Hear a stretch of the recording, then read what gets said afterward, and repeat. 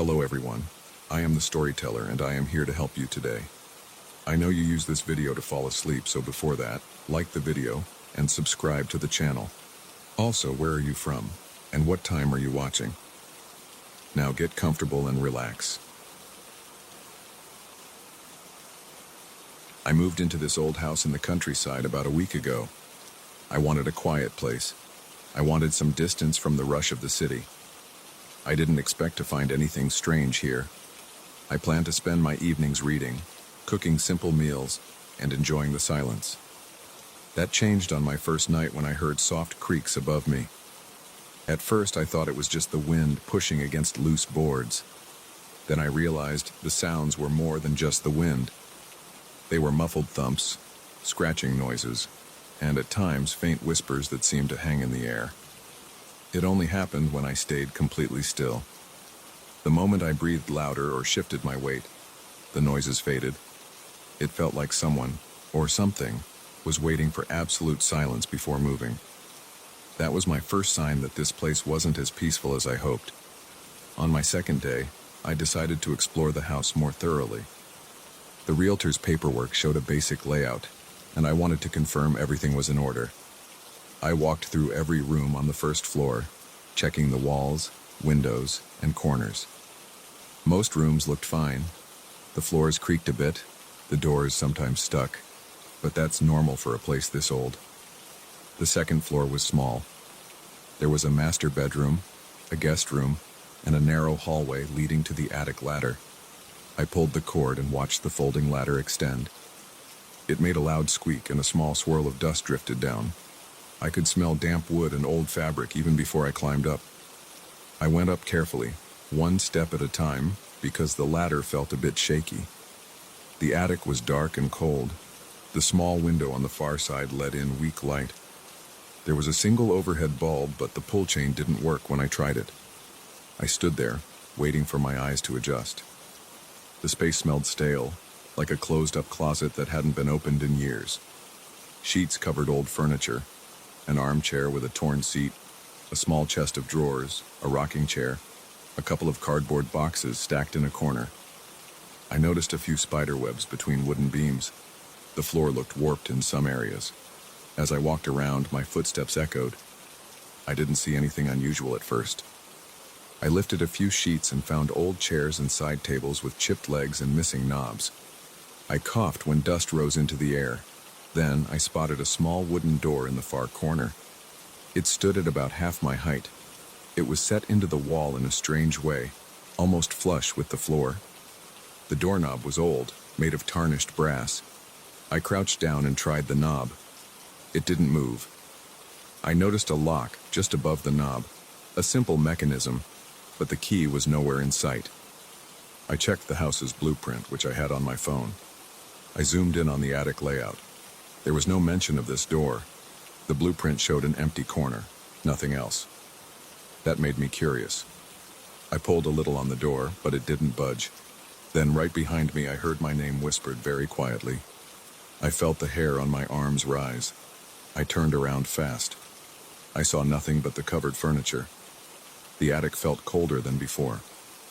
I shook my head and told myself it was just my imagination. That night the strange noises started again. This time they felt more direct, like they were right above me. I lay in bed, eyes wide open, staring at the ceiling.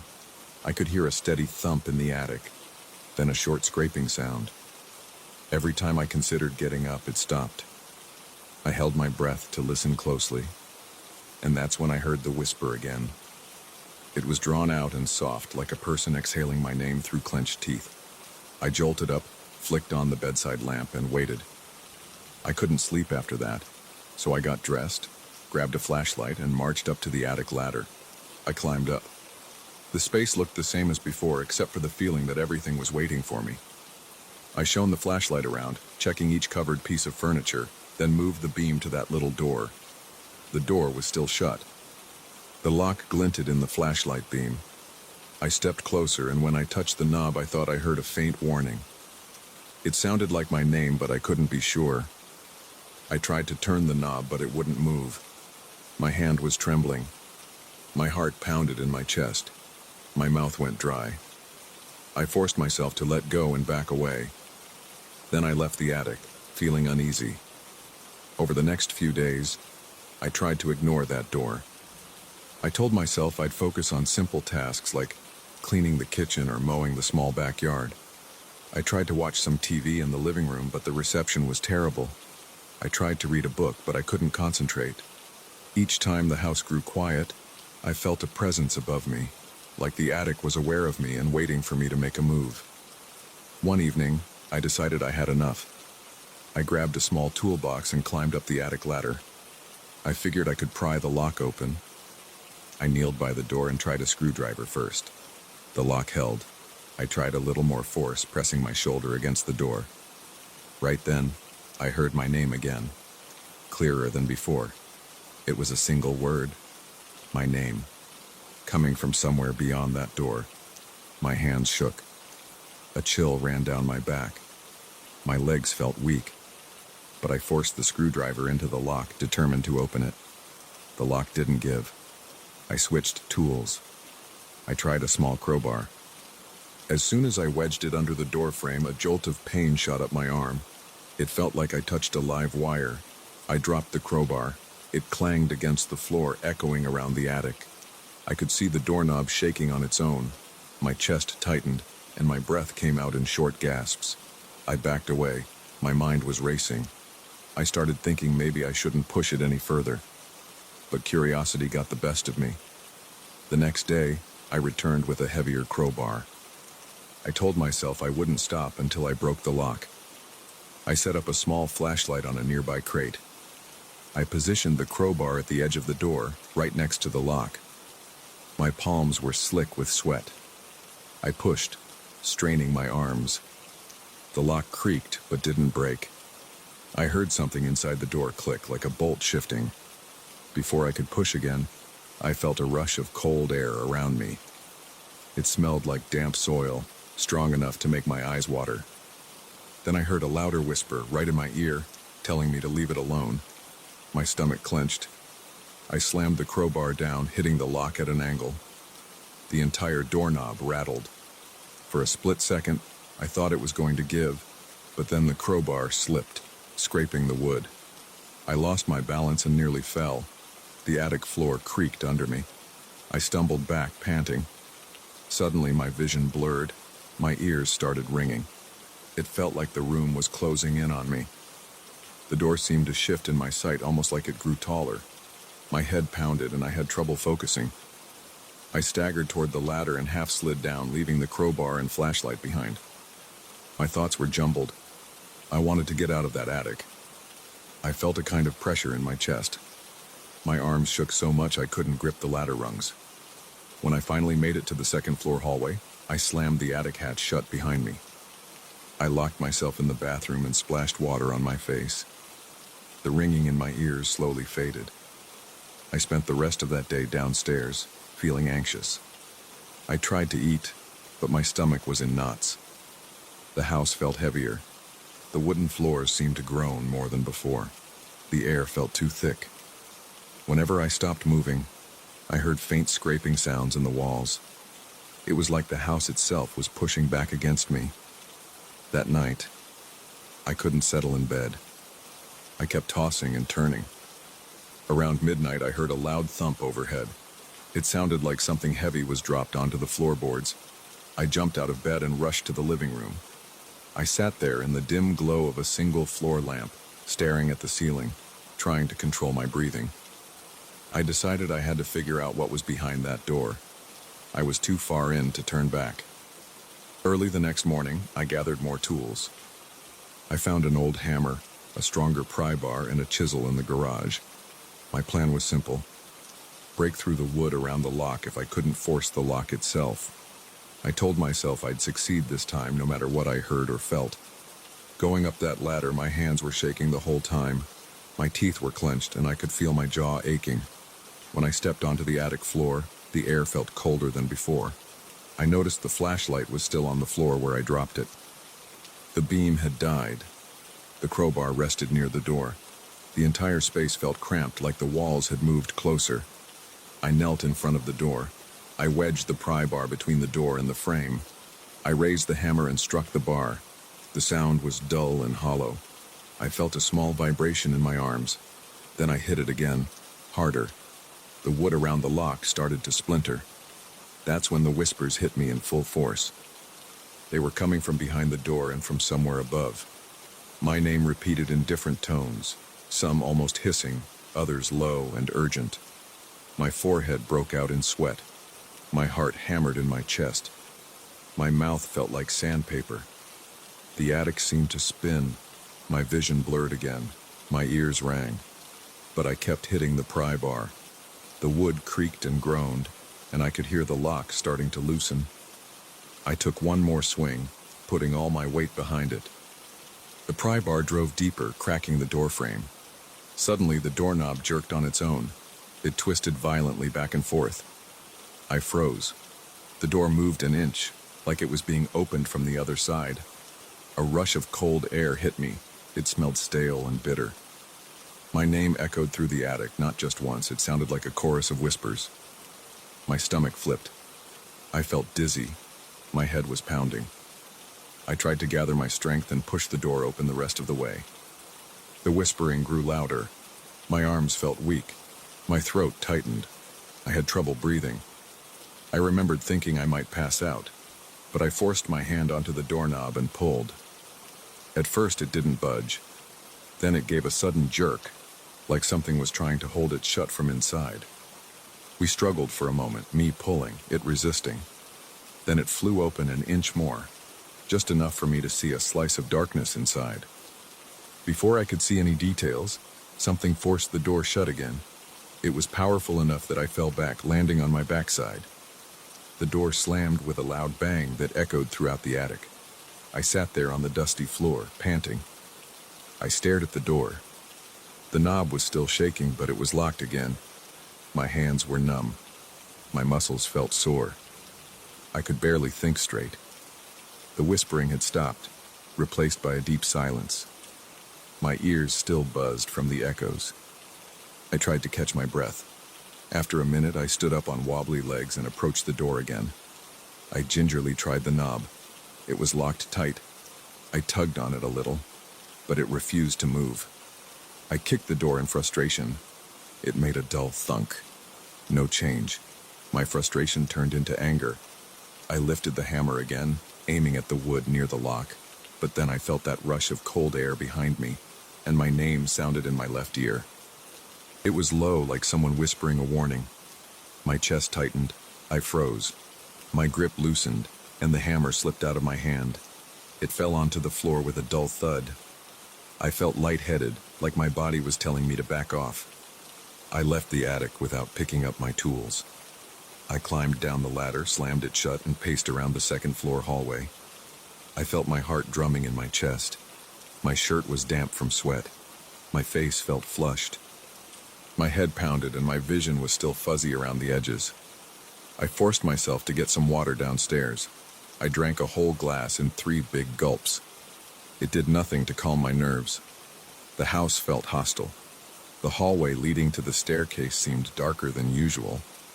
I heard faint thumps coming from above, as if the attic was reacting to my attempts to open that door. I didn't know what else to do. I considered calling a locksmith, but I couldn't imagine how to explain the situation. I also thought about leaving, but I didn't want to run from a house I had just moved into.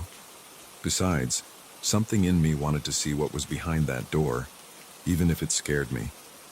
I decided to take a break for the rest of the day.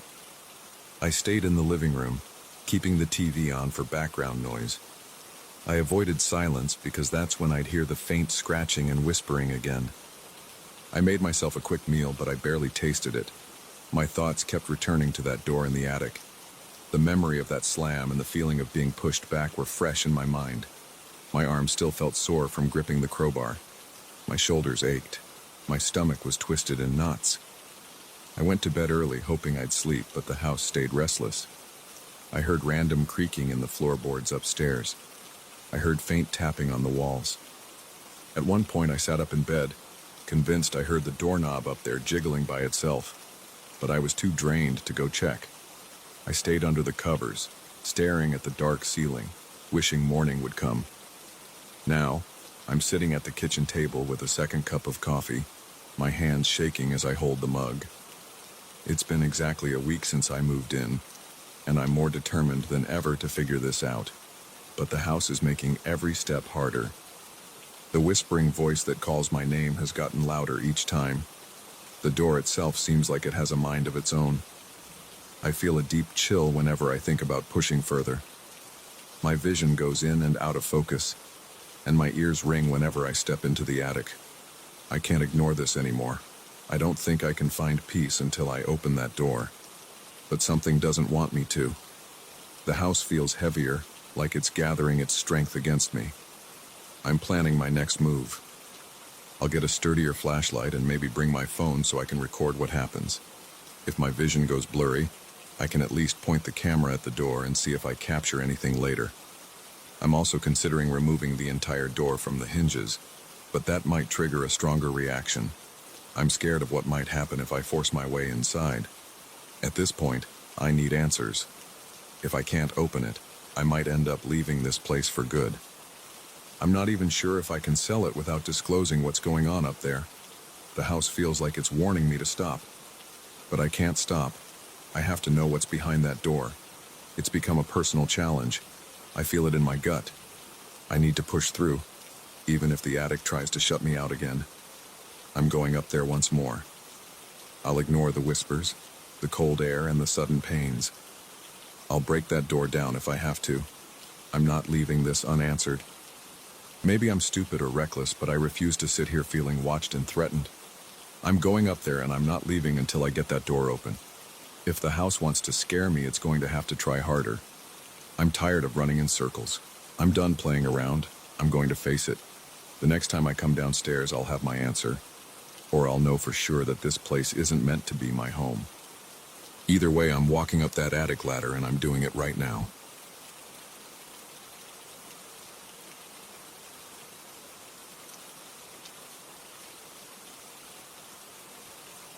I still remember the first time I saw that place.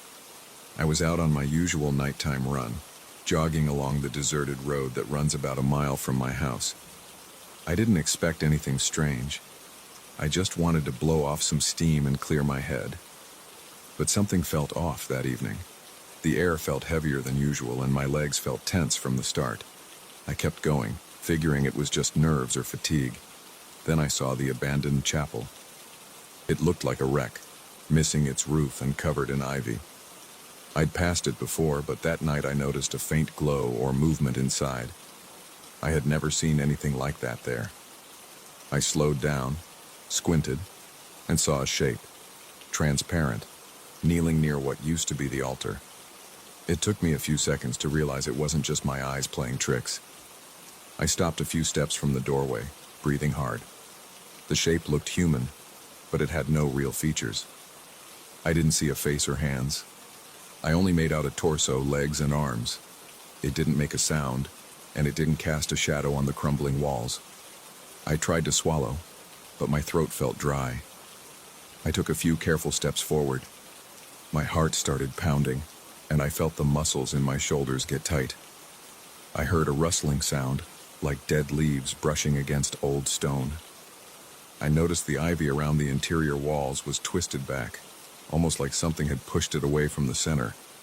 I stepped on a broken piece of tile, and it cracked under my foot. The figure flickered for a second, but it didn't move. I wanted to turn around and sprint back home, but I stayed. My chest felt hot, and I could hear my own pulse drumming in my ears. I inched closer to the remains of the altar. I kept my eyes on that transparent shape. I got close enough to see that the ivy on the ground looked shriveled near the altar. The leaves looked limp and dark, as if drained of color. I didn't smell anything strange, just the damp odor of the old walls. But there was a slight pressure in the air around me, like I was standing near a low electrical current. It made my hair stand on end. I didn't say a word. I just stood there, breathing fast, not knowing what to do. The shape shifted slightly, but it never turned to face me. I noticed my stomach muscles clenching. My skin broke out in goosebumps even though I was sweating from the run. I started to feel dizzy, so I backed away. Then I turned and ran back down the road. I didn't dare look over my shoulder. My footsteps on the cracked pavement sounded louder than usual, and I kept expecting something to follow me. But nothing ever did. That night, I slept poorly. I kept seeing that figure in my mind, kneeling there. I woke up twice, drenched in sweat, my heart racing. I told myself I was just scared from the shock, that I'd calm down in a few days.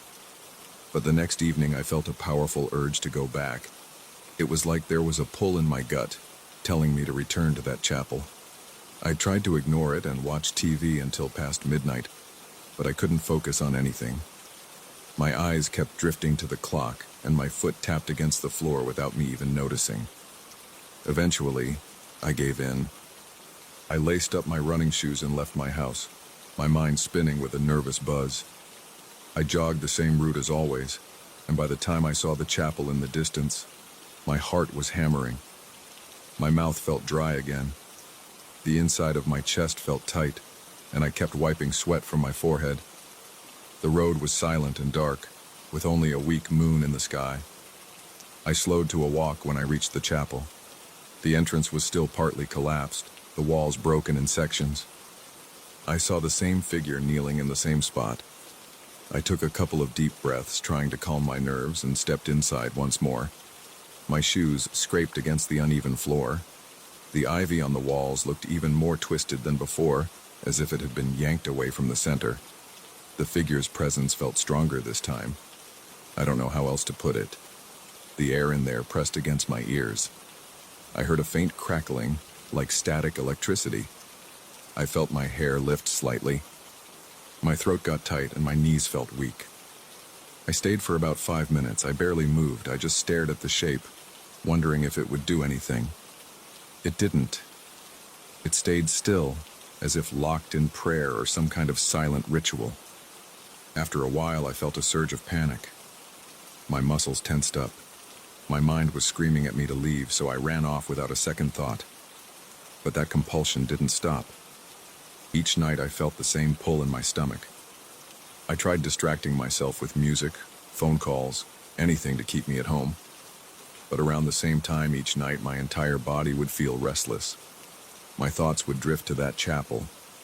I'd picture the crumbling walls, the twisted ivy, and that kneeling shape. By the time the clock hit midnight, I'd be lacing up my shoes again. My wife asked me why I was going out so late, but I couldn't explain it well. I just said I needed fresh air. She let it go, but I could tell she was confused. The third time I went, I brought a flashlight. I walked in carefully, shining the beam on the floor and the altar. The shape was there, as usual. Its outline seemed sharper than before. I saw the silhouette of shoulders and a head. There were no eyes, mouth, or nose, but the general shape was clearer. When I tried to shine the flashlight right at it, the beam seemed to pass through. I saw the old stones behind it. My hand shook so much that the flashlight jittered, making shadows jump on the walls. I heard my breathing echo in the empty space. I walked around the altar, trying to see the figure from another angle. My stomach flipped when I saw the ivy behind it. The vines had curled away, leaving a bare patch of stone. The ground was darker in that spot, like it was stained. I crouched down and touched the stone. It felt cold, almost like ice, even though the night was warm. My fingers tingled. I pulled my hand back, feeling a rush of adrenaline. My heart pounded in my head. I stood up and backed away. The figure stayed where it was, never looking at me or speaking. I don't even know if it had a face. After a moment, I left, my legs shaking. Over the next few nights, I started having dreams. They were all the same. I was kneeling at that altar, mumbling words I didn't understand. My voice sounded hollow and distant. I'd wake up gasping for air, my body drenched in sweat. I'd look at the clock and see it was just past 3 a.m. My hands would shake for a while, and I'd feel my heart thudding against my ribs. I couldn't get back to sleep after that. I'd just sit in the living room, staring at the floor, feeling drained. I tried staying away from the chapel for a few nights, but the urge kept getting worse. I felt a constant buzzing in my body, like I was full of nervous energy I couldn't release. I got headaches when I tried to force myself not to go. Eventually, I couldn't stand it anymore. I left the house around 1 a.m. and jogged straight to the chapel, not bothering to pace myself. When I got there, I was out of breath and drenched in sweat. My lungs ached, and my legs felt like rubber. But the moment I stepped inside, I felt calmer. The air still felt heavy, but the pressure in my head eased up a bit. I stood there for a long time, trying to figure out what the shape was. I didn't speak out loud, but I kept thinking, "What are you?" in my head. I didn't get a response. Nothing moved except the slight flicker of that outline. After 10 minutes or so, I felt a new feeling, a tug toward the altar. I took a step forward, then another. My arms were trembling and my neck felt stiff. I got close to the altar, close enough to touch it if I wanted. The stone looked chipped and weathered. The top was covered in dead ivy. I saw more of those dark patches on the floor. I hesitated, then knelt down. My heart thumped so hard that it made my chest hurt. I placed my hands on my thighs. The figure was right next to me.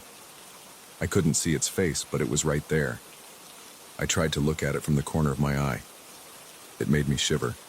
My skin felt cold. I stayed kneeling for what felt like forever. My mind was a mess of thoughts. I didn't know why I was doing it. I didn't know what would happen next.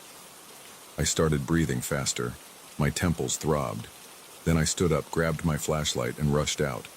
I ran all the way home, my legs burning. I locked the door behind me and stood in my hallway, panting.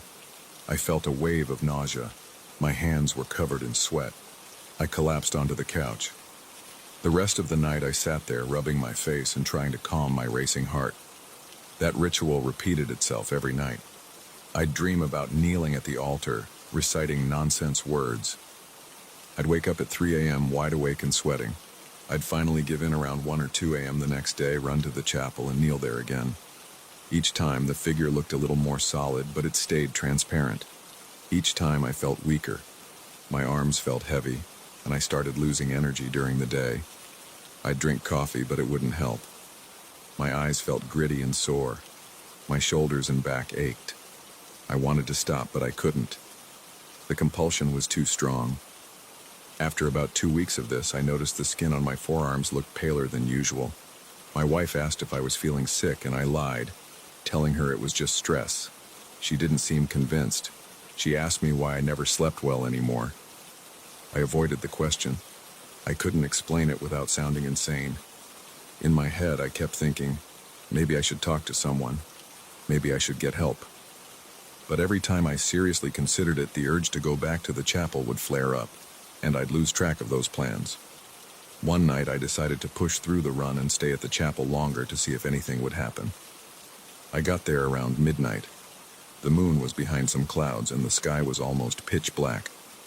I had my flashlight, but I left it off, letting my eyes adjust. I stepped inside the chapel and felt the familiar electric tension. My chest felt tight and my heartbeat sped up. The figure was there, kneeling. I approached it again, stopping at the altar. I knelt down and stayed there, trying to keep my breathing steady. My legs felt numb after a few minutes. My heart hammered in my ears. Then I felt something like a whisper of air on my neck. I froze.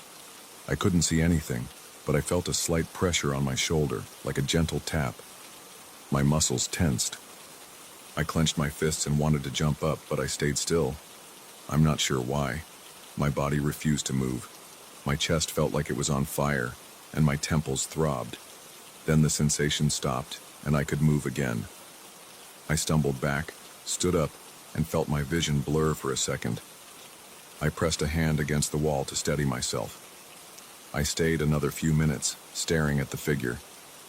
It was quiet, just like before, but the air felt alive. My mind buzzed with a chaotic mixture of fear and curiosity. I felt sweat trickle down my back. I looked around and noticed the ivy was almost completely dead on one side of the wall. The leaves were shriveled, hanging by thin, brittle stems. The ground there looked darker, almost black. I smelled something faint like damp stone and rotten leaves. I decided I'd had enough for the night. My whole body was tense. I left the chapel, trotting back to the road, stumbling over loose rocks. I felt like something was watching me leave, but when I glanced back, I just saw the shape kneeling in the same position. The rest of the run home was a blur of cold sweat, shaky limbs, and short, ragged breaths.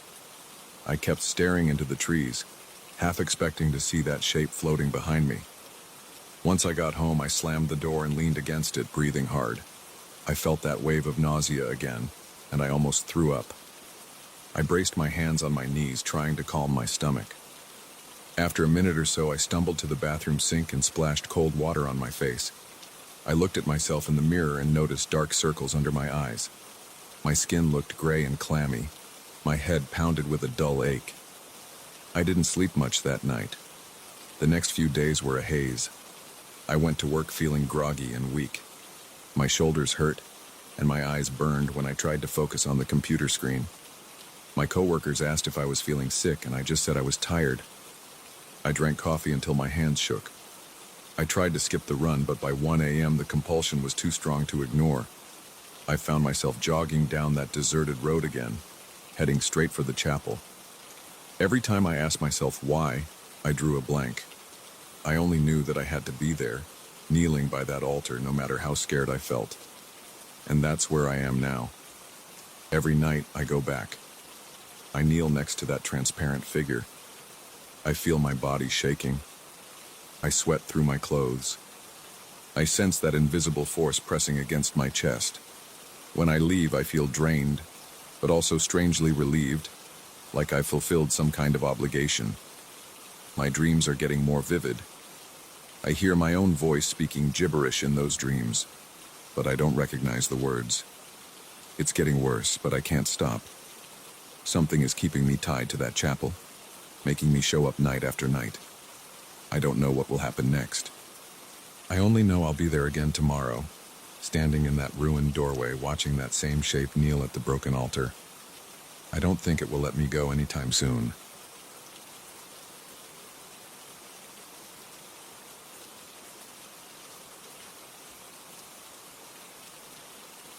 I still remember the day I found that mirror. I was at a small antique bazaar, the kind of place that smells like old books and damp fabric. I had no plan to buy anything that day, but the mirror caught my eye because of its tarnished frame. It had these dull silver edges with tiny scratches and stains. I didn't see anything remarkable at first. I just thought it might look good in my apartment. I brought it home, wiped off some dust, and leaned it against the wall in my bedroom until I could figure out where to hang it.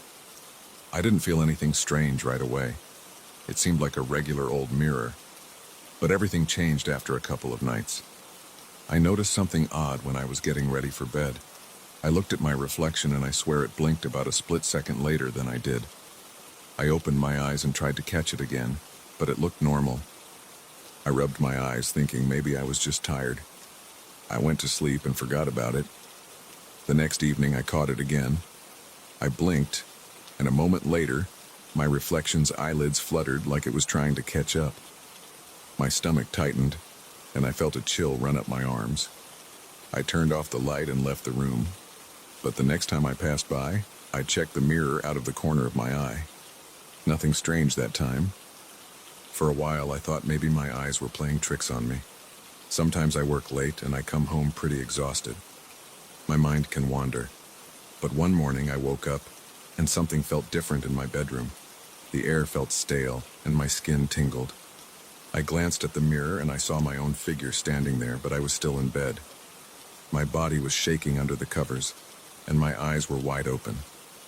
But in the mirror I looked calm, like I was just standing still, looking straight at me. My stomach lurched and I felt goosebumps rise on my arms and legs. I sat up and stared at that reflection. It didn't copy me right away.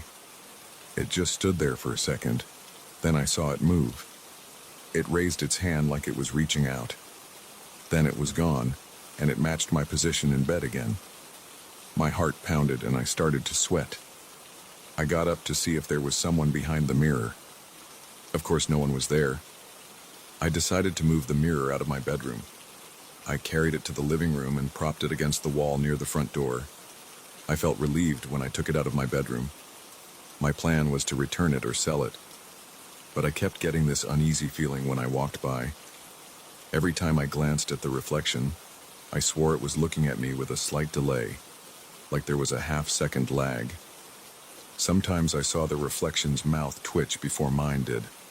I started to avoid looking at it for too long. I tried to cover it with a towel, but the towel slipped off during the night. The next morning I found it on the floor.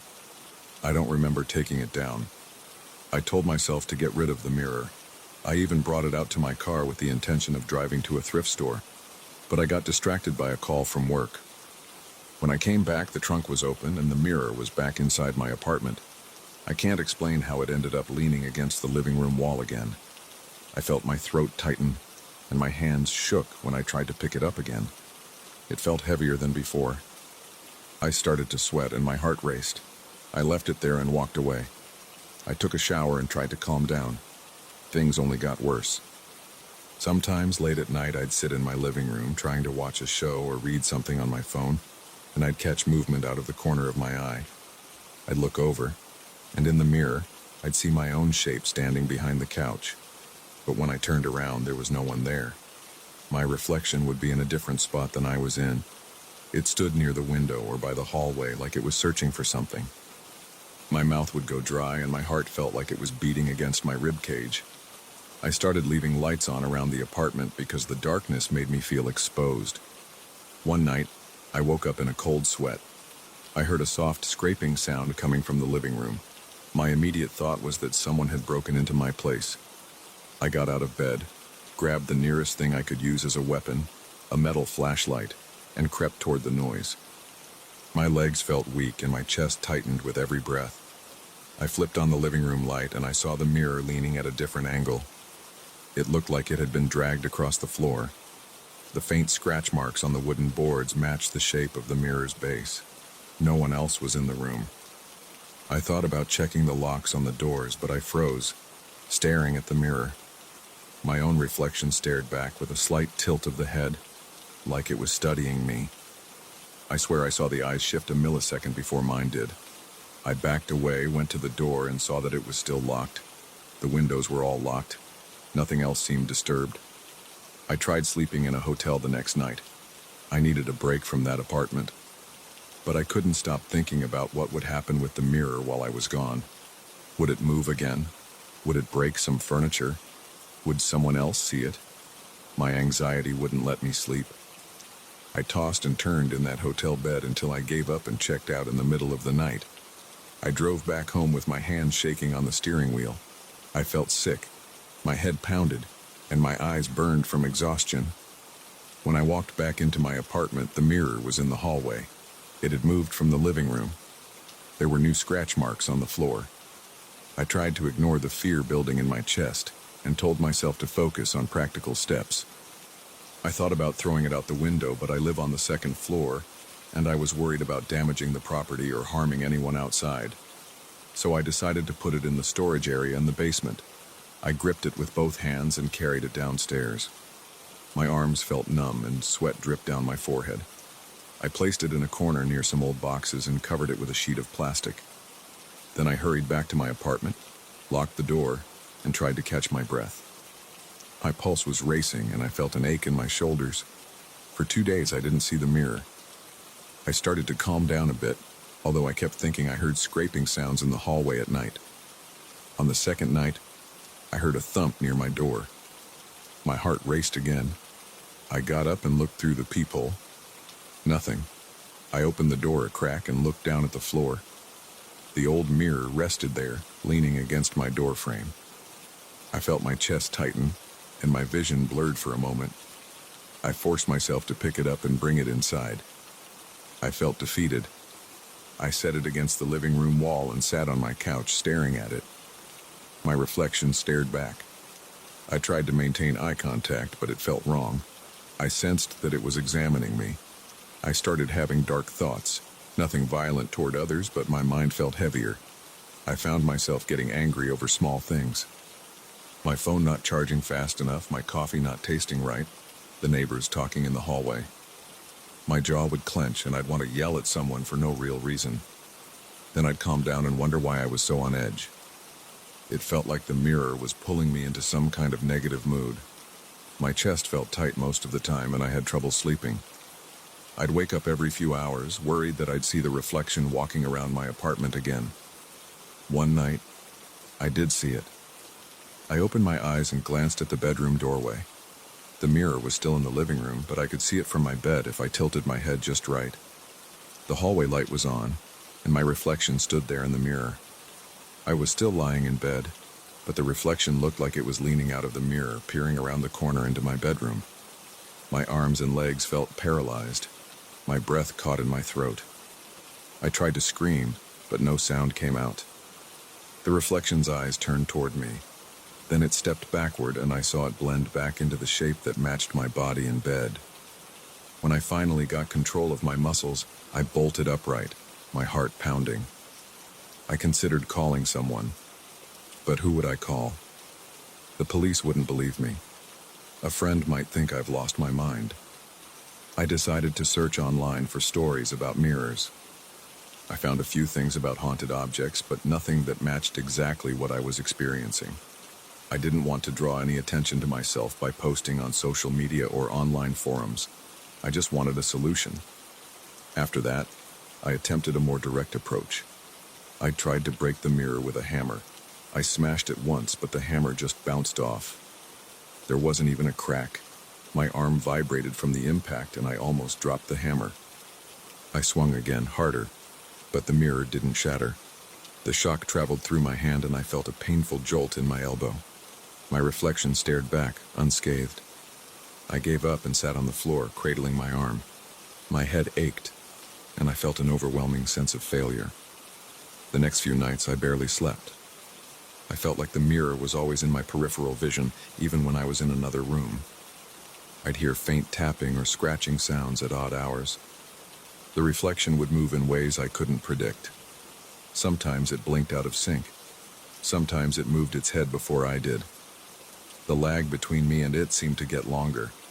It was no longer just blinking late. It was reacting to things I did a full second or two after I did them. Sometimes I'd scratch my nose and it wouldn't follow for several heartbeats. I noticed that my apartment felt colder. I felt uneasy even in the shower. I'd keep the door open, worried about what might happen if I let myself lose sight of the mirror for too long. My heartbeat stayed elevated most of the time. My shoulders were tense, and my back ached from stress. I kept telling myself I'd figure out a permanent solution, but I had no idea what to do. The mirror felt like a magnet for my attention. Even when I tried to focus on something else, I'd catch myself glancing at it. My mind kept wandering back to that reflection. Yesterday, I tried one last time to rid myself of it. I carried the mirror outside and drove to a remote area, a stretch of land off a service road. I placed the mirror by some trees and drove away. My hands shook on the steering wheel, and I kept glancing in the rearview mirror. I felt lighter for a moment, thinking I might finally escape it. That was short-lived. When I arrived home, it was leaning against my apartment door. I didn't see anyone around. I didn't see any sign of a delivery or a note. I felt a wave of nausea. I had to cover my mouth to keep from throwing up right there in the hallway. Now it's in my living room again, and I'm writing this because I have no other outlet. I don't feel safe in my own home. I can't relax. Whenever I try to ignore it, I get this sense that I'm being watched. If I look directly at it for too long, I feel this dread building in my chest. It's hard to explain, but it's like the mirror is alive. My reflection doesn't match me anymore. It moves and blinks and tilts its head on its own. It doesn't speak or make any sound, but its eyes follow me like it's studying every breath I take. I don't know what I'll do next. I've tried moving it, hiding it, even destroying it, but it seems impossible to get rid of. My mood keeps getting darker and my mind won't stop racing. I'm afraid it's only a matter of time before something even worse happens. Every time I think about leaving my apartment for good, I realize I'd never truly get away from it. Somehow it keeps finding me.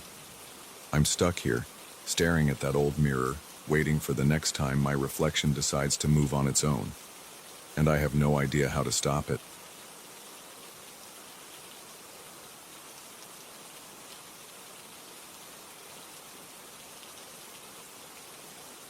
I never expected to see my own shadow upside down on the pavement. I was walking home in the rain, hunched forward under my jacket because the wind kept blowing water in my face. The streetlights were weak, and the water rushing near the curb made a constant soft roar. I tried to wipe the rain from my eyes so I could see the sidewalk in front of me. My shoes were soaked, and each step made a squishing sound. But then I noticed something else. My shadow on the ground was reversed. It was like looking at my own figure flipped top to bottom. I stopped for a second and stared. The water dripped down my coat collar, and I felt a chill run over my arms. I thought maybe I was just tired, or seeing a reflection in the puddles. I kept walking, hoping it was a trick of the light. The further I went, the more it stayed there, following me, yet inverted. My heart started to pound. I remember blinking hard a few times. The street was empty, and I only heard the rain and my footsteps. Occasionally, a car passed by on the main road behind me, but I was mostly alone. I looked down again and realized the shadow was moving a tiny bit before I did, like it predicted my next step. I felt the muscles in my legs tense, and I slowed my pace. I wanted to see if it would slow down too. It did, but there was a strange lag in my movements. My head felt light, like I was off balance, and I had this urge to run home. The rain finally started letting up, which should have made me feel better. Instead, I noticed that my shadow stayed in place on the wet asphalt. There wasn't much direct light around, so I expected it to blur or fade. It didn't. I paused under a dim lamp and shifted my weight from foot to foot. The shadow shifted, but again with that eerie fraction of a second lead. I felt like I was in some kind of surreal film scene, except I was cold, wet, and confused. I pushed on, trying to ignore it. My heart was beating hard enough that I could feel the pulse in my ears. Each time I took a step, I glimpsed that upside-down shape flickering just ahead of me. It felt like it was mocking me with its weird orientation. My eyes darted around, and I kept checking the windows of the dark houses lining the street. I worried someone might look out and see what was happening. That idea made me anxious. I didn't want any attention on me or on this bizarre situation. I just wanted to get inside my house and lock the door. Once I made it to my front yard, I stood still for a moment, feeling the water seeping into my socks. My porch light was off. I fumbled for my keys, and as I turned the lock, I looked down again. The shadow was right there, still upside down on my walkway. It made my stomach feel tight. It defied any normal explanation. I told myself it must be some freak reflection from a passing car or some weird phenomenon from the streetlights. But none of those explanations made any sense, especially now that I was off the street and the lamp was far behind me. I felt fear rising in my chest, but I tried to stay calm. When I stepped into my living room and turned on the light, I froze. The shadow was still there on the floor, upside down, as if it belonged to someone standing on their hands. I looked up at the ceiling light to see if maybe it was projecting an odd angle, but there was no direct beam that would create that shape. My body tensed, and my breathing got shallow. I couldn't believe what I was seeing. My entire living room was dim, except for the center lamp, yet this dark shape stayed sharp on the floor. I flipped on more lights, and it made no difference. The shadow didn't behave like normal shadows. It didn't stretch or shift with the angle of the lamps. I took off my wet coat, letting it drop on the floor.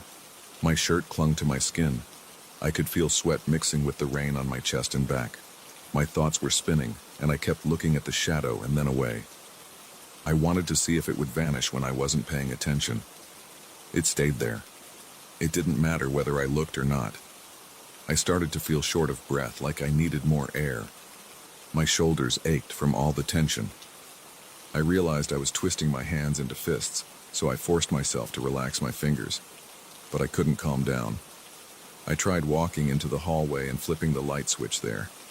My shadow followed me, still upside down, and still moving slightly in advance of my steps. My heart raced faster. I felt a jolt of raw fear each time it shifted before I did. I kept rubbing my eyes, trying to confirm I wasn't hallucinating. I decided I had to keep my mouth shut about this. Who would believe me anyway? I was worried that if I tried to tell someone, this thing might react. I felt like it had its own awareness. I stood in front of the mirror in my bathroom and saw nothing unusual in the reflection. My normal reflection was there, soaking wet clothes, messy hair, dark circles under my eyes. Yet when I glanced at the floor, there was the upside-down shape. My stomach clenched. I noticed my hand was trembling, so I gripped the edge of the sink. My pulse felt irregular and my throat was dry. I decided to change out of my wet clothes. As I moved, the shadow glided along the carpet. It didn't match my movements in the way a shadow normally would. If I reached out with my right arm, it reached out with its right arm, but with a small head start. I can't explain how unsettling that is. My scalp prickled and I felt goosebumps on my arms. I tried turning all the lights off, leaving the place in near darkness, but I could still make out the shape on the floor. It had its own presence, not dependent on any light source I could identify. My thoughts were racing with questions, but I had to focus on what I could control. I forced myself to act like I would on any other night. I turned on the TV to fill the space with some background noise. I tried to watch the news, but my attention kept snapping back to the shape on the floor. It was still there, near the couch, upside down and sort of facing me. I sat down carefully, noticing my knees felt weak. I tried to breathe slowly and deeply. On the screen, a weather report played. I barely heard any of it. I thought about calling someone, maybe a friend or an acquaintance from work, but the idea made my stomach twist. What if I said something that alerted this thing? What if it understood what I was saying and decided to do something to me? My imagination started to run wild, so I got up and walked to the kitchen to get some water.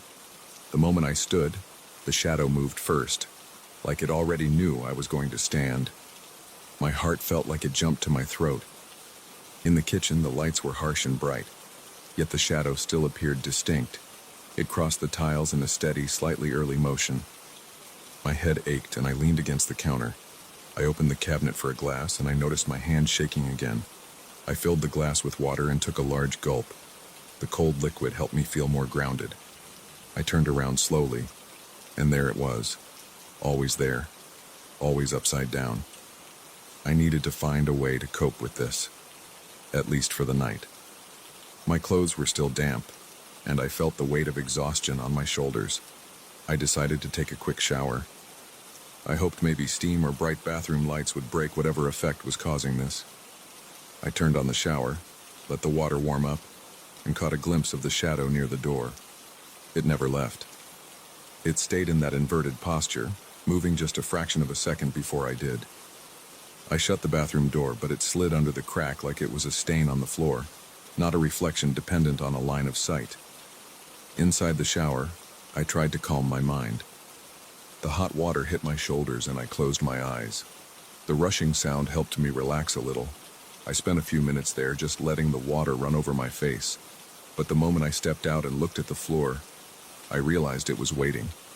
My chest felt tight again and I fumbled for a towel. The steam in the bathroom made the mirror foggy. I wiped it with my hand, but I couldn't see the shadow in the reflection. Only the tiles behind me. When I glanced down, I almost dropped my towel. It was at my feet, still upside down. I walked to my bedroom, carefully avoiding any quick movements. I was certain it would move first if I tried to run. My shoulders were tense, and every noise in the house seemed louder than usual. I heard the soft hum of the air conditioner. I heard the squeak of a loose floorboard. I even heard the faint drip of water from the shower head. I couldn't shake the feeling that something else was in control.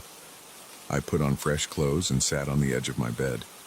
My throat felt dry again, and my mouth had a metallic taste. I turned my lamp on and off a few times, testing if there was any effect on the shadow. Nothing changed. It was there, on the floor, upside down. If I shifted my leg, it shifted just before me. If I bent my arm, it bent too, always a split second earlier. The hair on the back of my neck stood up each time I noticed that detail. At some point, I started hearing noises I couldn't explain. Whispers, or maybe just the blood rushing in my ears. I heard a slight rustling, like clothes rubbing together, except I wasn't moving. I jumped to my feet and I felt adrenaline surge through my limbs. My breath came in quick bursts. Then I realized the shadow was on its feet before I fully stood up. I felt a cold sweat on my forehead and my hands felt clammy. I went into the hallway again, flipping the light switch on and off just to see if anything would change. It was a pointless gesture, but I was desperate to understand this. The shadow followed me, gliding across the wooden floor. I heard the boards creak under my own feet, but I sensed a delay or mismatch in sound versus the shadow's movement. It was always that subtle sign that it was acting independently. I wanted to scream, but I kept it inside. I was terrified that if I showed fear too openly, it might respond. After a few minutes, I went back to the living room. The rain outside had mostly stopped, but occasional drops hit the windows. I turned off the TV and just stood there, listening to my own heartbeat. A sudden rush of panic made me check the door's lock. I turned it twice, hearing the click each time. Then I pulled the curtain across the window, shutting out the view of the dark street. I paced around, trying to figure out if there was any chance this would just go away on its own. The house felt too quiet. I couldn't escape the sense that this shadow had its own presence. I heard faint footsteps in the hallway behind me, but when I turned, nothing was there except the shadow on the floor. I wondered if it was mimicking the sound of steps, just to unnerve me. My heart thumped in my chest as I stood there trying to breathe normally. I knew I had to get some sleep, but the idea of lying in bed with this thing in the room made my skin crawl. I decided I'd sleep on the couch where there was more light, in case anything happened. I sat down and pulled a blanket over me. The shadow was on the floor, close to the coffee table, still upside down. I placed a lamp on the side table and turned it on. The light cast short, crisp shadows on the couch and table, but the shape of my body on the floor remained inverted and independent of that light. I rubbed my arms, trying to get rid of the goosebumps. My eyelids felt heavy, but I was too scared to let them close. Every so often I heard a quiet whisper like someone saying my name very softly. I snapped my eyes open, scanning the room. I never saw anything else, just that dark figure on the ground. My body was exhausted and my mind was drained, but the anxiety kept me on edge. Eventually I had to rest, so I let my body slump back on the couch, hugging the blanket. The entire night, I drifted in and out of a restless doze. Each time I caught a glimpse of the floor, the shadow was there, never once breaking its pattern. In those half-awake moments, I felt a strange sensation like I was sharing my thoughts with something else. It was as if another consciousness was nudging me, hovering right on the edge of my mind. I fought it off by reminding myself that I had to stay alert, but I kept feeling this pressure at the back of my head, like a slow, rhythmic pulse. When morning finally came, I realized I couldn't tell anyone about this. I still can't. I'm worried that if I speak the words out loud, the shadow might react in ways I can't predict. It feels like it's listening, even now. The whispers haven't gone away completely, and sometimes I catch faint echoes of footsteps behind me when I move from one room to another. I've started keeping the curtains closed. I check every corner of every room, making sure I'm alone. But every time I look down, I see that upside-down figure on the floor waiting. It hasn't left for a second. Even now, while I'm talking, I feel it there. I can't ignore it. It's watching every gesture, every tilt of my head, and it's always just slightly ahead of me. My stomach churns, my hands are sweating. There's no one else in the house, and I keep the doors locked. I can't risk letting a neighbor or someone drop by. If they saw this, or if I tried to explain it, I might lose control of the situation. At least by keeping silent, I have some sense of control. I don't know how long I can keep living like this, but I don't see an alternative.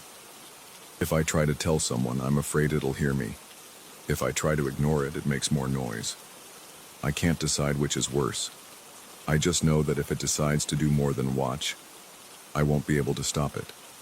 For now, I'm stuck in this lonely routine of caution and anxiety, hoping that maybe someday it'll leave on its own.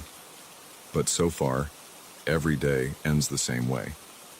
I see that thing on the floor, upside down, always ready to move before I do. And every night I lie awake, trying to pretend I don't hear its whispers.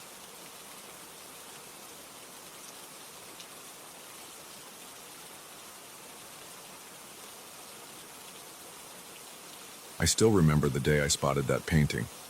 I walked into a small antique shop because I had time to kill. The place smelled like old furniture and damp books. The owner, an older man with gray hair, barely looked at me. I wandered around until I saw this one painting leaning against a wall near the back. The lighting was bad, but I could make out a figure of a man in a dark room. His face looked twisted by worry or fear. The detail was incredible. His eyes seemed to stare right through me. I asked the owner about it. He shrugged and said it was by some painter he'd never heard of. He named a low price. I bought it without hesitation because I liked the realism. It felt different from the usual cheap, dull paintings I see at flea markets. When I brought it home, I didn't have a specific plan for where to put it. My apartment isn't big, but I have a spot in the living room above a small couch, so I hung it there. At first, it just looked like a weird old painting that gave the room a bit of personality. I even had a friend over that same evening. He glanced at it and joked about it being creepy. I agreed, but I also thought it was cool. I didn't pay much attention to it after that because I had work early the next day. A few days passed and I started noticing something odd.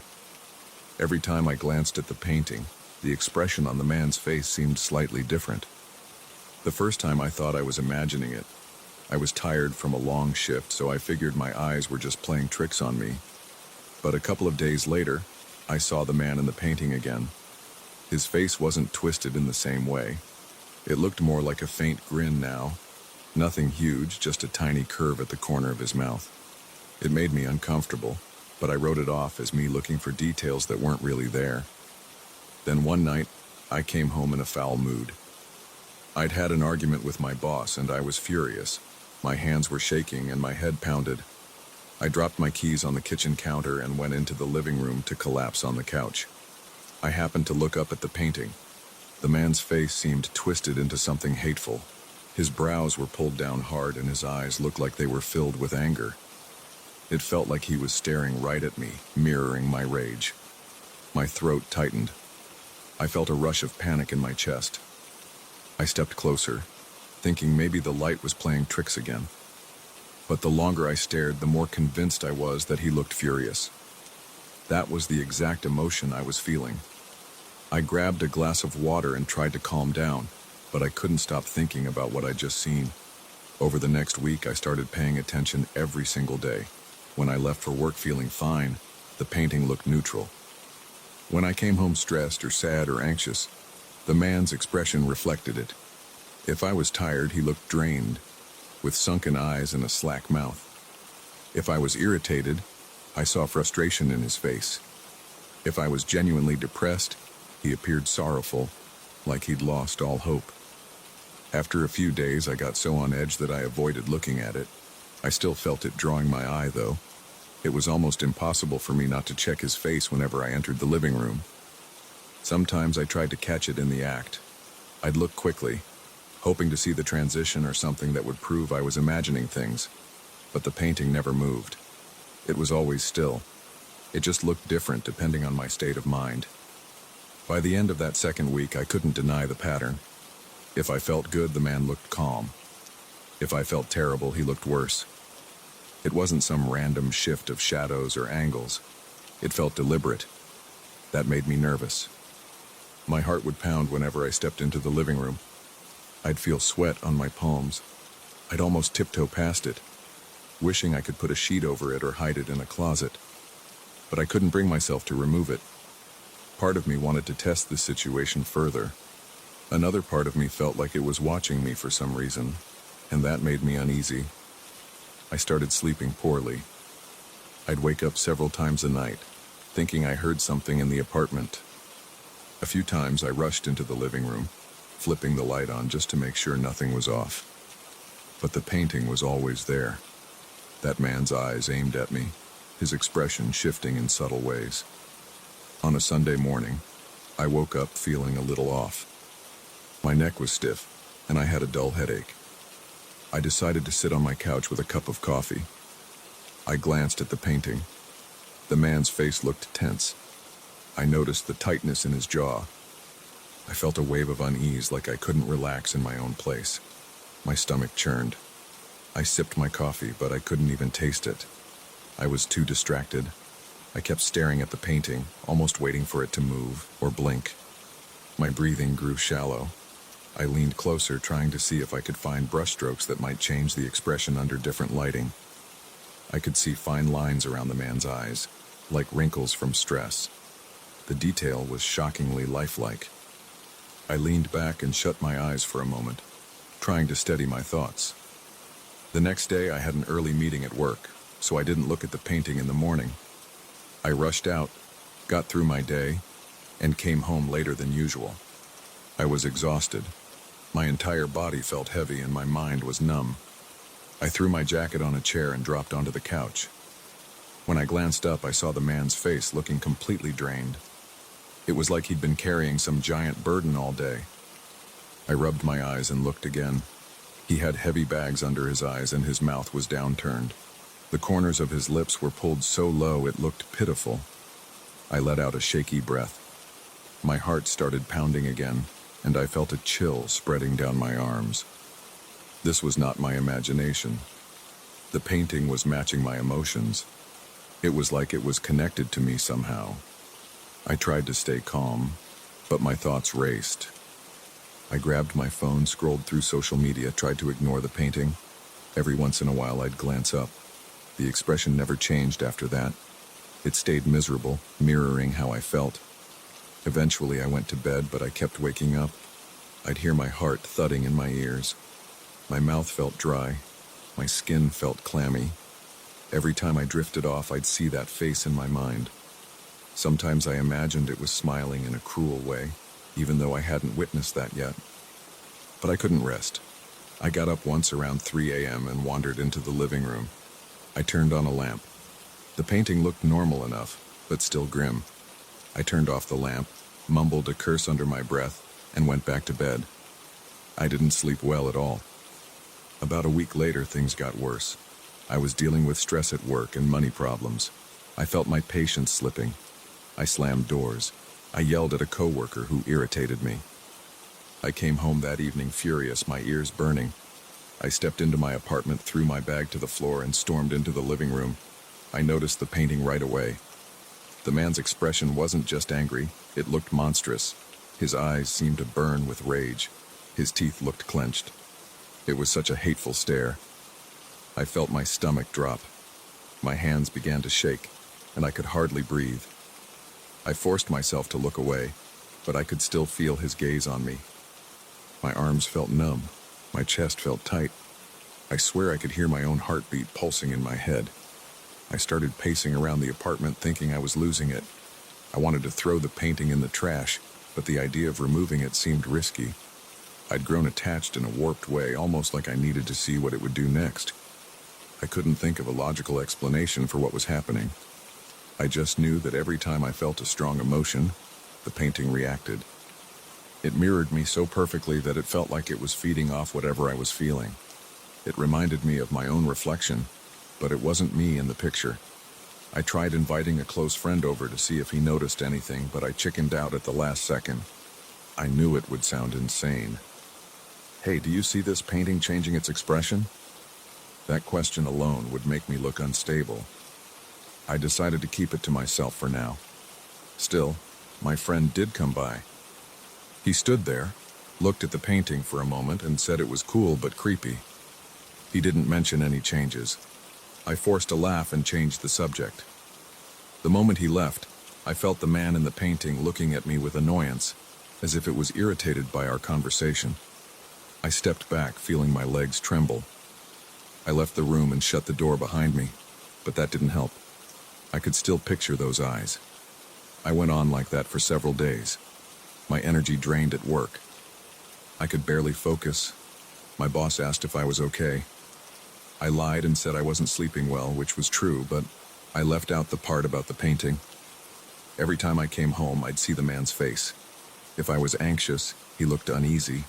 If I was depressed, he looked crushed by sadness. My heart would race and I'd feel a knot in my stomach. I kept telling myself to take it down, but I couldn't do it. My hands would hover near the frame and I'd hesitate. Something in me refused to let it go. One night I decided I'd at least move it into my closet. I took it down from the wall. My fingers felt cold and sweaty around the edges of the frame. I stood there holding it, and I looked at the man's face. He looked desperate, like he was silently begging me not to lock him away. My arms shook, and I felt a surge of guilt and fear all at once. I set the painting on the couch and sat down, staring at it. My breathing was shallow. My back felt damp with sweat. I could almost sense a pressure in the room, like I wasn't alone. I couldn't go through with hiding it. After a few minutes, I hung it back on the wall. I felt relief, but also dread. This thing was controlling me, or at least it felt that way. I tried to calm myself by keeping a routine. I'd wake up, avoid the living room until I was dressed and ready to leave. After work, I'd come home, grab food, and try not to stay in the living room for long. I'd watch TV in my bedroom or stare at my phone. I'd do anything to avoid the painting, but I knew it was there. The pull was still strong. If I was in a bad mood, I'd sneak a glance, and it was always the same. The expression matched exactly what I felt. Some nights I dreamed about it. I'd see the man in the painting walking around my apartment. I'd wake up with my heart racing, my shirt soaked in sweat. One evening, I forced myself to do a test. I tried to sit quietly and think about something cheerful. I closed my eyes, took deep breaths, and imagined a relaxing scene. Just the sound of rain or the warmth of the sun. My heart rate slowed and I felt a little calmer. Then I opened my eyes and looked at the painting. The man's face looked peaceful. His eyes seemed a bit softer, and the lines around his mouth weren't so harsh. I let out a shaky laugh, but it wasn't funny. It felt bizarre to see that direct reflection of my mood. I sat there for a while watching him watch me. It's been over a month since I bought this painting. I haven't told anyone the full story. Nobody would believe me anyway. I feel stuck with it. I'm too afraid to get rid of it, but I can't ignore what's happening. Every day I wake up with a knot in my stomach. I look at the door to the living room and I feel a wave of nausea. My head hurts when I think about it for too long. Sometimes I place a blanket over it, but then I feel uneasy, like I've done something wrong. I lift the blanket and there it is, staring back at me, always changing, always locked on my emotions. I've tried rationalizing it. Maybe the brushstrokes are so detailed that different angles and lights create illusions. But that doesn't explain why it lines up so perfectly with how I feel. I've also considered that I might just be losing my mind, but I know I'm still functional. I go to work, talk to people, pay my bills. The only thing that's off is this painting. I keep telling myself I'll throw it away next week, or maybe sell it back to the antique store. But every time I think about it, I feel a chill in my body. My hands start shaking, my chest tightens. It feels wrong, like I'd be abandoning part of myself. That scares me more than anything else. So I'm stuck with it. Every night, I see its face. Every morning, I feel its gaze. I haven't found a single clue about the painter. There's no signature, no label, nothing. It's as if it just appeared out of nowhere. I don't know if it's cursed or possessed or something else. I don't even care what the explanation is. All I know is that it's tied to me now. I can't deny the connection. It's absorbing every bit of my anger, my sadness, my fear. And it gives it all back to me, reflected on that man's face. I wish I could say I've gotten used to it, but I haven't. My chest still tightens whenever I step into the living room. My eyes burn from lack of sleep. My hands sweat when I think about all the possible outcomes. But I keep it there, on my wall. I guess that's my life now. I bought this painting, and it feels like it owns me. I don't have the nerve to break that link, and so I sit here night after night trying to keep my emotions in check because I know the painting is always watching. And that's the truth. I can't make it sound pretty or poetic. It's just the constant reality I face. It's here, and I can't let it go.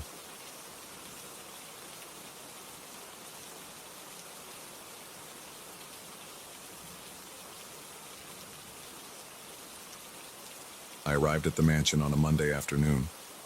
I remember the rough gravel under my boots when I walked up to the main entrance. The mansion stood in front of me with tall stone walls and narrow windows. It looked cold even in daylight. The owner was waiting by the door.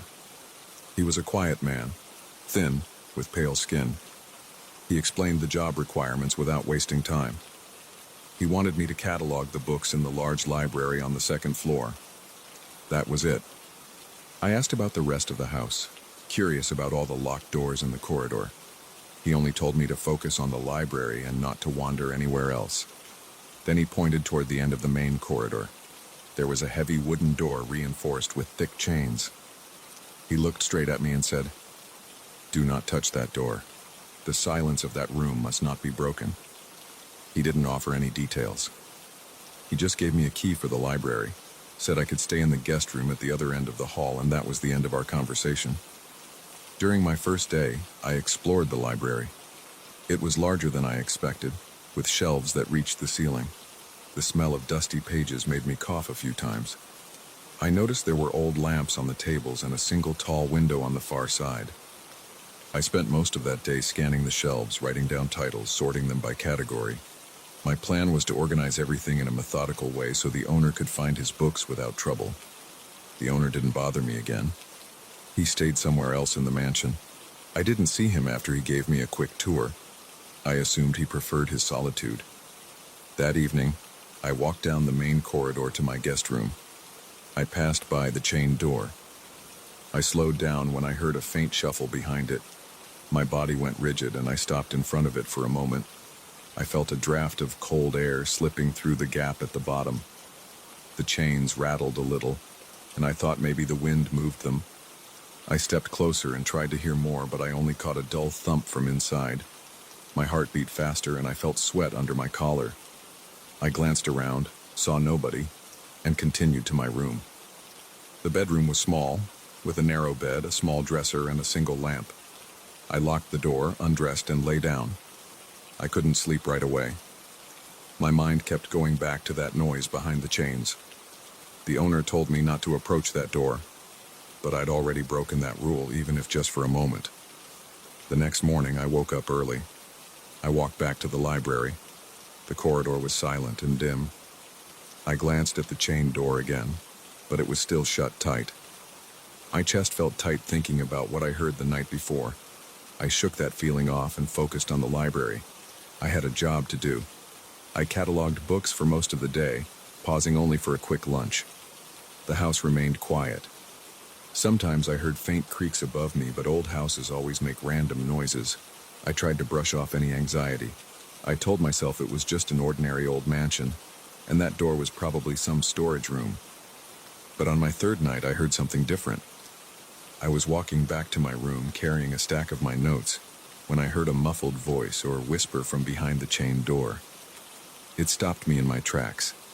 My hands tightened around my notes. I heard it again, like a low murmur, and then a scraping sound like nails on wood. The air felt cold against my face. The hairs on my arms stood up. I breathed quietly, trying to listen. Then I heard a soft tap, tap, tap on the door. I leaned toward it, my stomach twisting. A chill ran down my spine. I couldn't make out words, just a soft sound that felt like it was calling me. I checked the corridor behind me, but I was alone. I backed away from the door, went into my room, and locked it. My heart pounded so hard it hurt. I lay on the bed, staring at the ceiling. I tried to convince myself I was just tired. Maybe it was a draft pushing something against the inside of the door, or maybe pipes in the wall. But I couldn't relax. I stayed awake for a long time, feeling uneasy about that quiet voice. The days passed, and I spent most of my time in the library. Every time I left, I could feel the presence of that door at the end of the corridor, even if I didn't look at it. The owner didn't show up often. Sometimes I heard him in another room, rummaging around, but he never came to the library during my work hours. At night, I heard noises from behind the chained door. Scratches, soft knocks, and occasionally a low moan. The corridor felt colder each time. My curiosity grew, but so did my fear. The tension in my stomach made it hard to eat. I felt worn out, and my hands sometimes shook when I picked up a stack of books. After 2 weeks, I was almost done organizing the shelves. I had stacked the final pile of books on one of the reading tables. That was when I noticed the corridor outside had gone silent. I stepped out and found no lights except the faint glow of my lamp. I walked toward my room, but the air felt even colder than usual.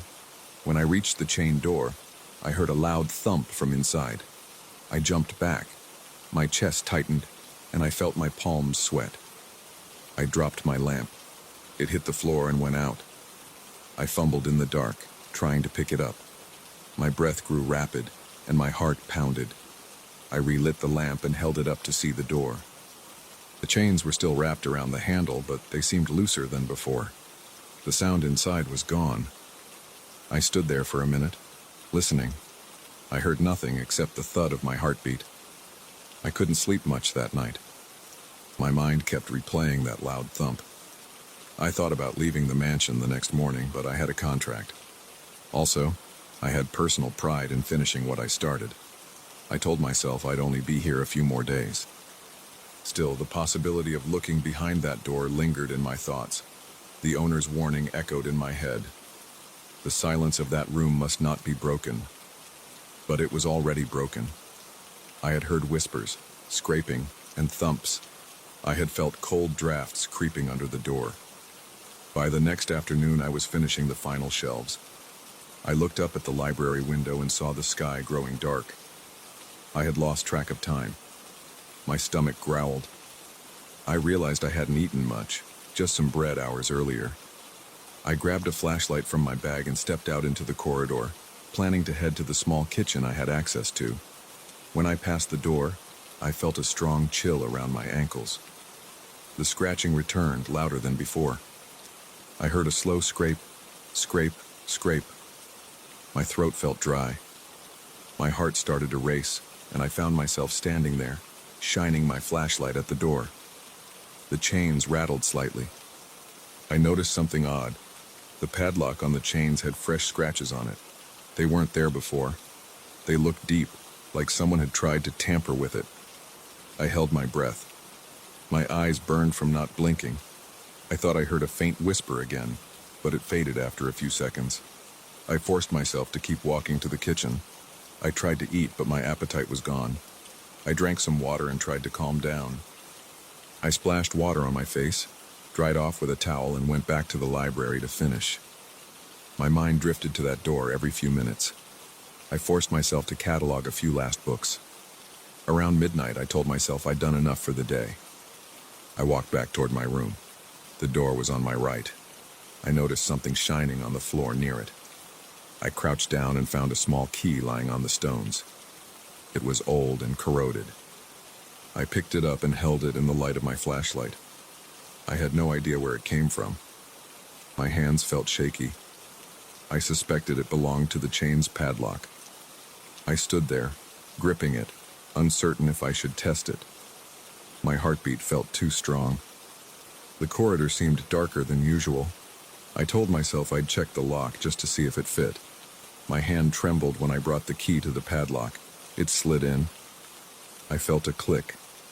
My shoulders tightened, and I froze. I didn't turn the key. I just tested if it fit. I stepped back, my mind racing. I felt beads of sweat on my forehead. My breathing turned shallow. I stared at the door, remembering the owner's warning. Part of me wanted to turn that key and open the door.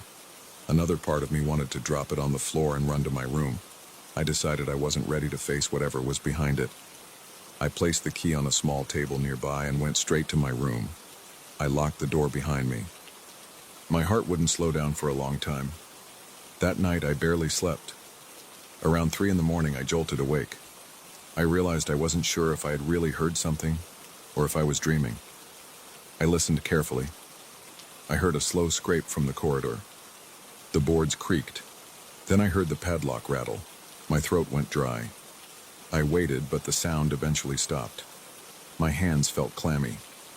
I stayed in bed, eyes wide, until dawn started to light the window.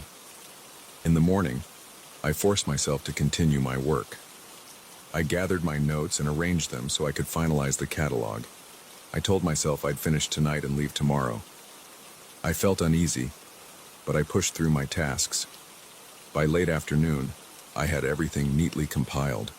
The library looked organized. I glanced at my watch. It was around 7 in the evening. I heard a sudden series of thuds in the corridor. I rushed out.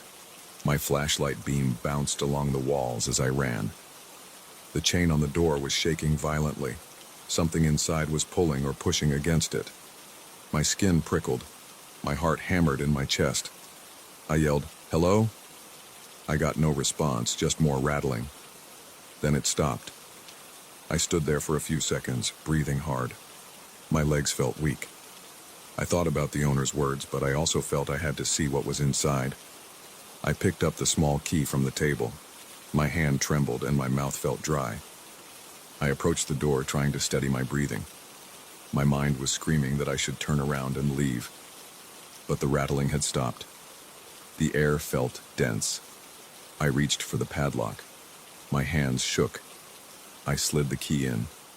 I tried to swallow, but my throat was tight. I turned the key. I heard a click. My heart pounded so hard it felt like it was echoing in my ears. I grabbed the chain and pulled it free. The door itself was still closed. A wave of cold air drifted across my shoes. It felt damp. My eyes locked on the handle. My hand hovered over it. I felt my breath turn shallow again. I pushed down on the handle, and the door creaked open a few inches. Inside, it was pitch black. The smell of musty air rushed out like the inside of an abandoned cellar. I heard nothing at first. Then I thought I caught a quiet shuffle. My flashlight beam cut through the darkness. I saw a small stone room with walls stained by damp. There was a wooden chair in the corner. No windows. The floor was uneven. I stepped inside, 1 foot first, my body tense. I caught a flicker of movement to my left. I jerked the flashlight around. I saw an old blanket in the corner, bunched up. Something was under it, shifting slightly. My hands shook and my breathing quickened. I heard a faint wheezing sound. I wasn't sure if it was my own breathing or something else. My heart pounded so hard my chest felt tight. I stood there, uncertain if I should step closer. My foot scraped on the floor and the blanket twitched. I froze. My mind felt numb with fear. I forced myself to say, "Is someone there?" A hiss came from under the blanket. It was a small, sharp sound, like air escaping through clenched teeth. I saw a thin hand emerge from the edge of the blanket. The skin looked pale and gaunt, with long nails. My hands trembled so badly my flashlight beam jerked around. I took 1 step back. The blanket slid off, revealing a figure hunched against the wall. I saw an arm, a shoulder, and a wild tangle of hair. I couldn't see the face clearly, but I heard raspy breathing. Then the figure turned toward me. I saw eyes glinting in the flashlight beam. My stomach lurched. I felt like my chest was constricting. The figure let out a low moan and reached a hand toward me. I backed away until I was against the doorframe. I wanted to run, but my legs locked. The figure dragged itself forward a few inches. I heard nails scraping the floor. My throat felt parched and a cold sweat trickled down my neck. The figure raised its head, and I saw a thin face, sunken cheeks, and wide eyes. I had no idea how this person got here. I felt the urge to speak, but no words formed. I heard the hiss again, and the figure tried to stand. It stumbled, leaning on the wall. I heard labored breathing and another moan. It sounded weak, not angry. I backed up more until I was in the corridor again. My flashlight still pointed inside. The figure shielded its eyes from the light with one hand. Then it let out a rough cough. I shook myself out of my shock. I felt an overwhelming need to close the door. I was scared and I had no clue what else to do. The figure kept coughing, stumbling in the dark. My heart felt like it was about to explode. My flashlight slipped in my sweaty palm. I could see the figure's features now, definitely a person, but with a haunted expression. I thought about the owner's warning again. I wondered if I should lock this door back up. My mind was spinning with questions. Why would someone be locked up in here? Why the warnings about silence? I couldn't find answers in that moment. I knew I couldn't handle more. My thoughts were too chaotic. I pulled the door shut, slid the chain back around the handle, and locked the padlock again. I heard the figure inside slump against the door with a dull thud. My breath came in uneven bursts. I dropped the key back on the table and backed away. My heart pounded in my ears. The corridor felt colder than ever. The short hairs on my arms stood on end. I walked to my room with stiff legs, my thoughts in a frenzy. Once inside, I locked the door and collapsed on the bed, staring at the ceiling. I felt my pulse pounding in my temples. I had seen a person in there, or something close to one. I stayed awake for hours trying to calm down, but I kept replaying the scene. My hands wouldn't stop shaking. I felt overwhelmed and confused. I wondered if I should call someone, but I had no idea who. The owner seemed absent. The phone in the mansion was in the owner's study, which he kept locked. My personal cell phone had no signal out here in the countryside. I was on my own, at least for the night. At some point, I realized there were no more scratching sounds or whispers. The corridor was quiet. I didn't hear any tapping on the door. I didn't hear any chain rattling. The silence felt heavier than the noises ever did. I don't know if the figure inside the room was still there, but I sensed a presence that kept me on edge. I tried to stay calm and plan my departure. As soon as morning came, I told myself I would pack my things, collect my fee if the owner appeared, and leave. I felt no urge to stay. I had done the job. The books were cataloged. I lay there in my clothes thinking about that last sight. The figure's eyes stayed in my mind. They looked desperate, confused, or maybe afraid. I didn't understand the situation. My gut twisted. My limbs felt weak. My face was damp with sweat, and my throat felt scratchy. My breath trembled. I closed my eyes, but I couldn't sleep. I kept hearing that hiss in my head and the wheezing sound. I felt pinned to the bed, paralyzed by uncertainty. Eventually, I must have drifted off. When I woke up, the sun was shining through the window. The mansion was silent. I got up, gathered my belongings, and hurried toward the front door. I didn't check that chained room again. I only glanced at it from a distance. The chain was still in place. I thought about the key lying on the table. I wondered if I should leave it there or hide it, but I was too anxious. I took my bag, opened the mansion's front door, and stepped outside. The gravel crunched under my boots. The fresh air felt better than anything I'd experienced in weeks. I noticed the owner's car was gone. I had no way to tell him I was leaving, but I didn't care. I was done. I closed the door behind me, walked to my own car, and drove away. I'm not sure what was behind the owner's warning.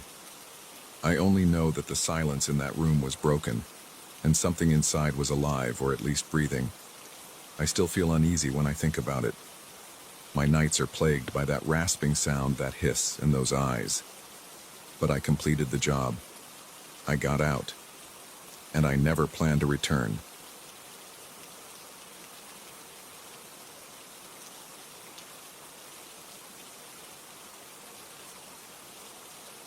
I checked into this old hotel because my job sent me on a long assignment, and I needed a place to stay that wouldn't destroy my budget. I didn't care about the peeling wallpaper or the slow elevator at first. I just wanted a bed and a hot shower. But on my first night, I heard noises in the room next to mine. It sounded like someone dragging heavy furniture across the floor. It didn't make sense because it was well past midnight. I got out of bed, pressed my ear to the wall, and listened. The scraping sound got louder, then stopped abruptly. That's when I realized nobody else was supposed to be staying on this floor. I woke up the next morning feeling uneasy. I tried to shake it off. Work was hectic, and I had too many reports to write. I left the hotel in a hurry and returned late that evening. As I walked down the hallway, I noticed the light fixtures flickering. The corridor felt colder than before. I glanced at the door of the room next to mine.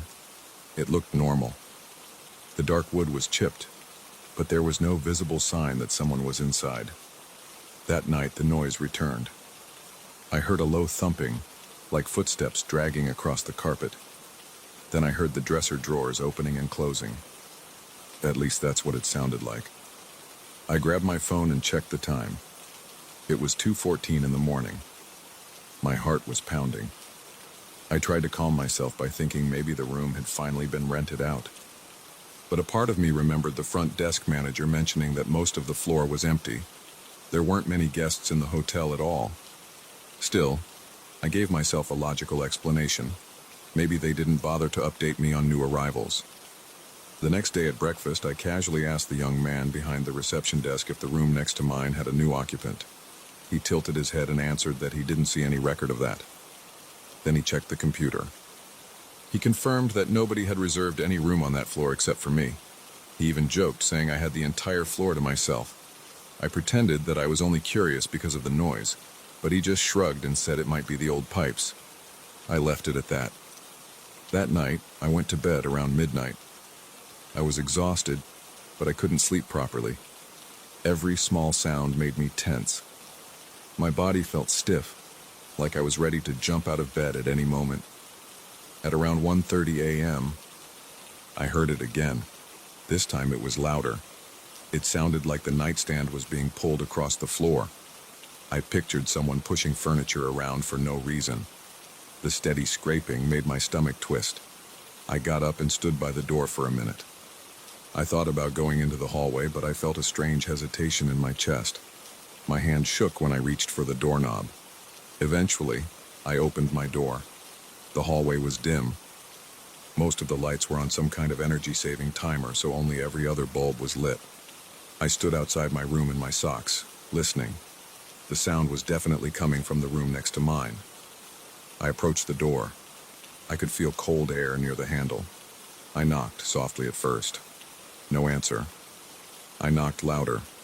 Still nothing. I leaned in and tried to hear any movement inside. The noise had stopped. The quiet felt overwhelming.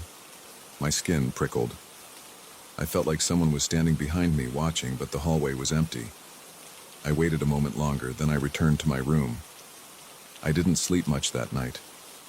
Every small creak from the building made my heart race. In the morning, I called the reception and asked again about that room. I was annoyed at this point. I wanted a real explanation. A different clerk answered. He told me the same thing. Nobody was staying there, and the door should be locked. He insisted there must be a mistake. I sighed and asked if I could get a different room, maybe on another floor. But they said everything else was booked because of an event in town. I had no choice but to stay put.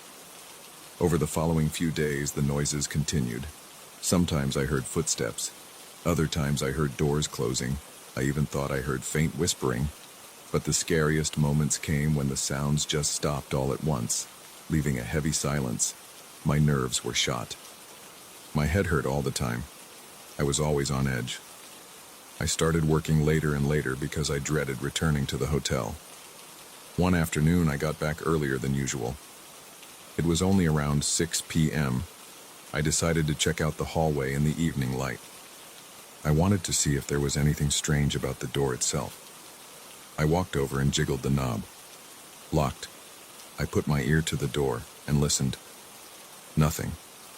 I felt a chill creep over me, like the temperature dropped near that door.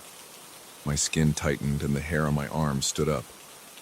I thought I heard a faint exhale from inside, but I told myself it was the ventilation system. That night, I sat on the edge of my bed waiting for the usual noises. Around midnight, I heard a faint tapping, like something tapping on a window or a door frame. Then it went quiet for a bit. An hour later, I heard heavy movement again. It sounded like someone walking with a slight limp. I waited until I was sure it was coming from that room. I grabbed my jacket, stepped into the hallway, and approached that door. For some reason, the doorknob was now slightly turned. The door stood open a crack. A cold draft brushed my face. I peered inside. My eyes took a moment to adjust. It was pitch black inside. I reached to flick on the light switch near the door frame, but nothing happened. I took a single step inside. The floor felt uneven, like the old carpet had lumps in it. I sensed a figure moving in the darkness, but I couldn't make out any shape. I froze. My heart hammered in my chest. I backed out of the room and let the door close on its own. I realized my hands were shaking. I ran back to my room and locked the door. My body felt hot, but my arms and legs were trembling. My stomach hurt from the tension. I couldn't believe what I had just done. I had stepped into a room that was supposed to be empty, and I felt like someone was inside. I sat on my bed for a long time, not sure what to do next. Eventually, I picked up the phone and called the front desk. I told them someone had to come check the room next door. I said there might be a break-in or some kind of situation. The clerk sounded confused. He asked me to hold while he got the manager. The manager got on the line and said he would come upstairs right away with the security guard. 20 minutes later, there was a knock on my door. I let them in and explained what happened. We all walked into the hallway. The manager tried the doorknob, but it was locked again. He used a master key to open it. We walked in and I felt the same rush of cold air. The light switch by the door didn't work. The room was dark. The security guard shined a flashlight around. The furniture was in the room.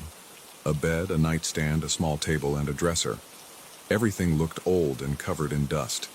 It didn't look like anyone had used this room in a long time. The manager commented that there were no signs of a break-in. The windows were locked from the inside. The air smelled stale, like no one had opened a window in years. The guard flipped open the closet door and shone his light inside. Empty. He checked the bathroom. Also empty. There wasn't even running water in there because the faucet made a gurgling sound and then nothing came out. The manager shrugged and glanced at me. He suggested maybe I heard noises through the walls because of the old plumbing or the heating ducts. I stayed silent. My stomach felt uneasy, but I had no concrete evidence to argue. They left, and I returned to my room. I tried to sleep, but I couldn't. Around 3 a.m., I heard the footsteps again. Slower this time, like a person pacing back and forth. I put my pillow over my head and tried to ignore it. I dozed off at some point, but I had a restless sleep filled with tension in my shoulders and neck. I woke up with a headache and dark circles under my eyes. The days passed in a blur. Work was miserable because I was tired and on edge. My performance suffered and my boss noticed. I told him I wasn't feeling well. He didn't push for details, but he suggested I try to find somewhere else to stay. I agreed, but the problem was that every other hotel in the area was full. There was a big convention happening that week, and the entire city was packed. I had no choice but to remain in this place for at least a few more nights. One evening, I decided to have a few drinks at a nearby bar before returning to the hotel. I hoped it would help me sleep. It was close to midnight when I made my way back. The lobby was quiet except for a single desk clerk playing with his phone. He looked bored. I rode the elevator up and stepped into my hallway. The light was flickering again. The corridor was cold. I walked to my room, but I felt drawn to the neighboring door. It looked like it was slightly open again. I swore under my breath. I didn't want to check it. I didn't want to see anything that would make me panic. But my curiosity got the better of me. I stopped in front of the door. There was a bitter, chilly air coming from the gap. I placed my hand on the door and felt something like a soft vibration, like a muffled hum. My heart pounded. I stood there for a few seconds, my mind torn between walking away and pushing the door open. I decided to open it just enough to look inside.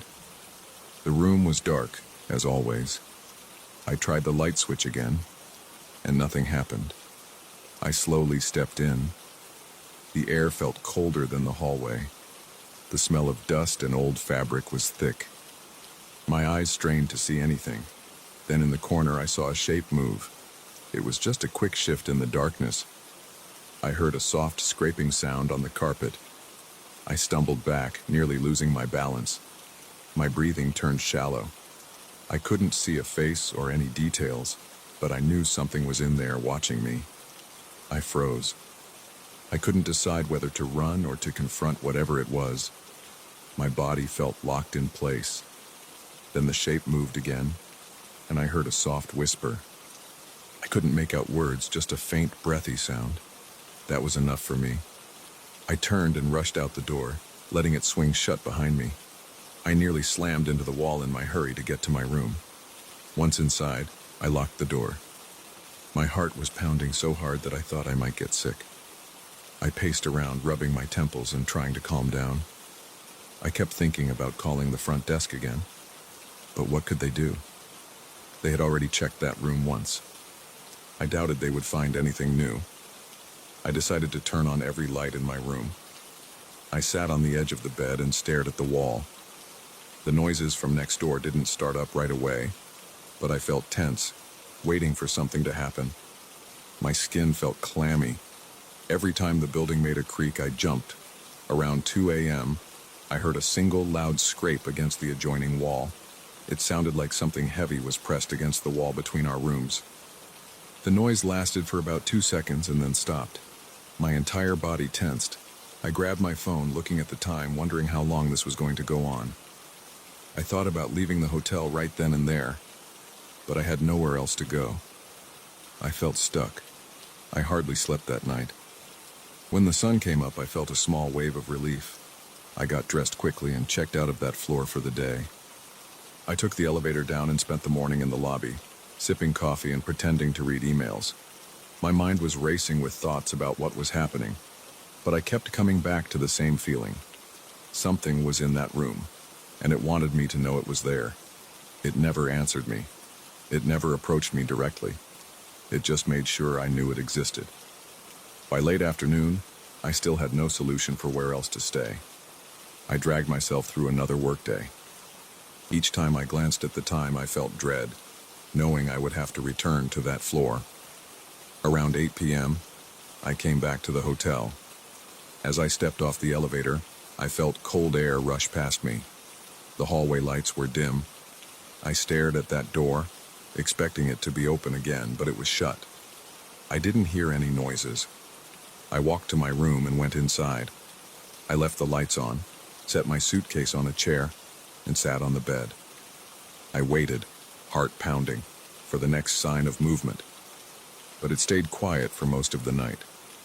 I managed to doze off around midnight, but I was still on edge. At around 3 a.m., I woke up suddenly. I wasn't sure why. My room was silent. I listened carefully. No scraping, no footsteps. I got up and checked the hallway through my peephole. Everything looked still. I opened the door a crack. The corridor was empty. The door next to mine was shut. I felt a strange sense of relief mixed with lingering tension. I decided to walk over to it one last time. I don't know why I thought that was a good idea. I just had a weird urge to confirm it was locked. I reached for the doorknob. It felt cold. I twisted it slightly and it didn't budge. Locked. No sound from inside. I let go and took a step back. That's when I felt a soft thump against the other side of the door, like something leaned into it. My heart hammered so fast that I felt it in my ears. I stared at the door for a few seconds, my hand trembling. I whispered, "Hello?" hoping for some kind of explanation, but I got nothing in return. I backed away from the door and returned to my room. I closed the door quietly, locked it, and got back into bed. I stayed awake until morning. My body felt tired, but my mind wouldn't let me rest. I felt sure that whatever was in that room had no intention of leaving. And for some reason, it wanted me to be aware of it. It never harmed me. It never even showed itself fully. But it found a way to invade my mind, making me question every sound and every shadow. I decided then that I would leave this place as soon as I could find another hotel. I wasn't about to stay any longer than I had to. I'm still here for now, packing my things and getting ready to check out in the morning. If that means driving around until I find a last-minute motel, I'll do it. I've had enough of this floor. I don't know what's in that room, but I know it's there. It doesn't want company, but it made sure I wouldn't forget it. And that's enough for me. I'm done. I'm not going to knock on that door again. I'm not going to call the front desk about it anymore. I'll just walk away and hope I can leave this place behind without any more late-night visits from the room next door.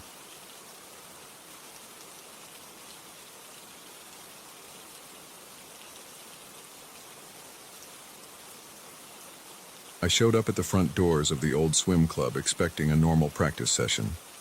The building looked worn down.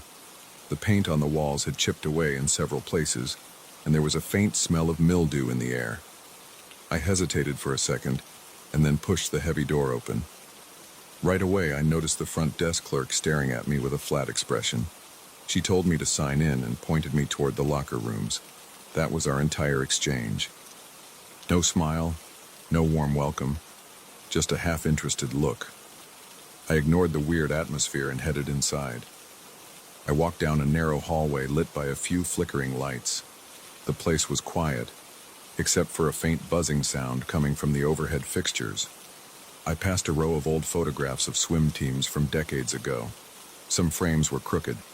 The faces in the photos looked serious, with a few forced smiles here and there. I felt uneasy, but I told myself it was just the old decor. I found the men's locker room.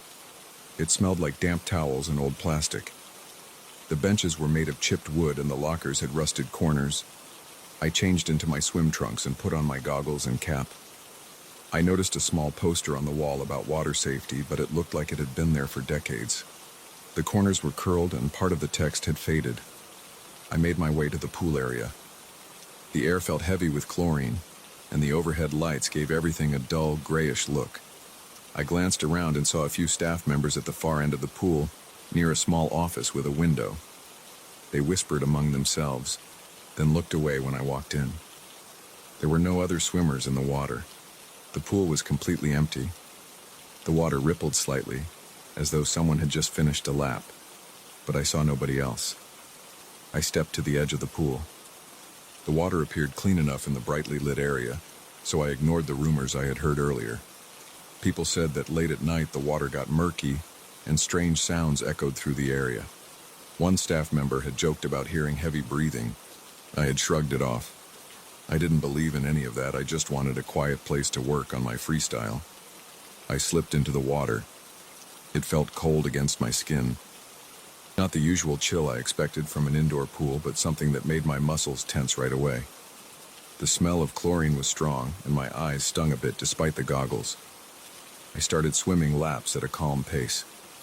My arms cut through the water, and I tried to focus on my form. After a few laps, I found a rhythm. Everything felt normal, and I relaxed. Maybe 20 minutes later, I paused for a break at the deep end. My heart pounded a bit, and I took a moment to catch my breath.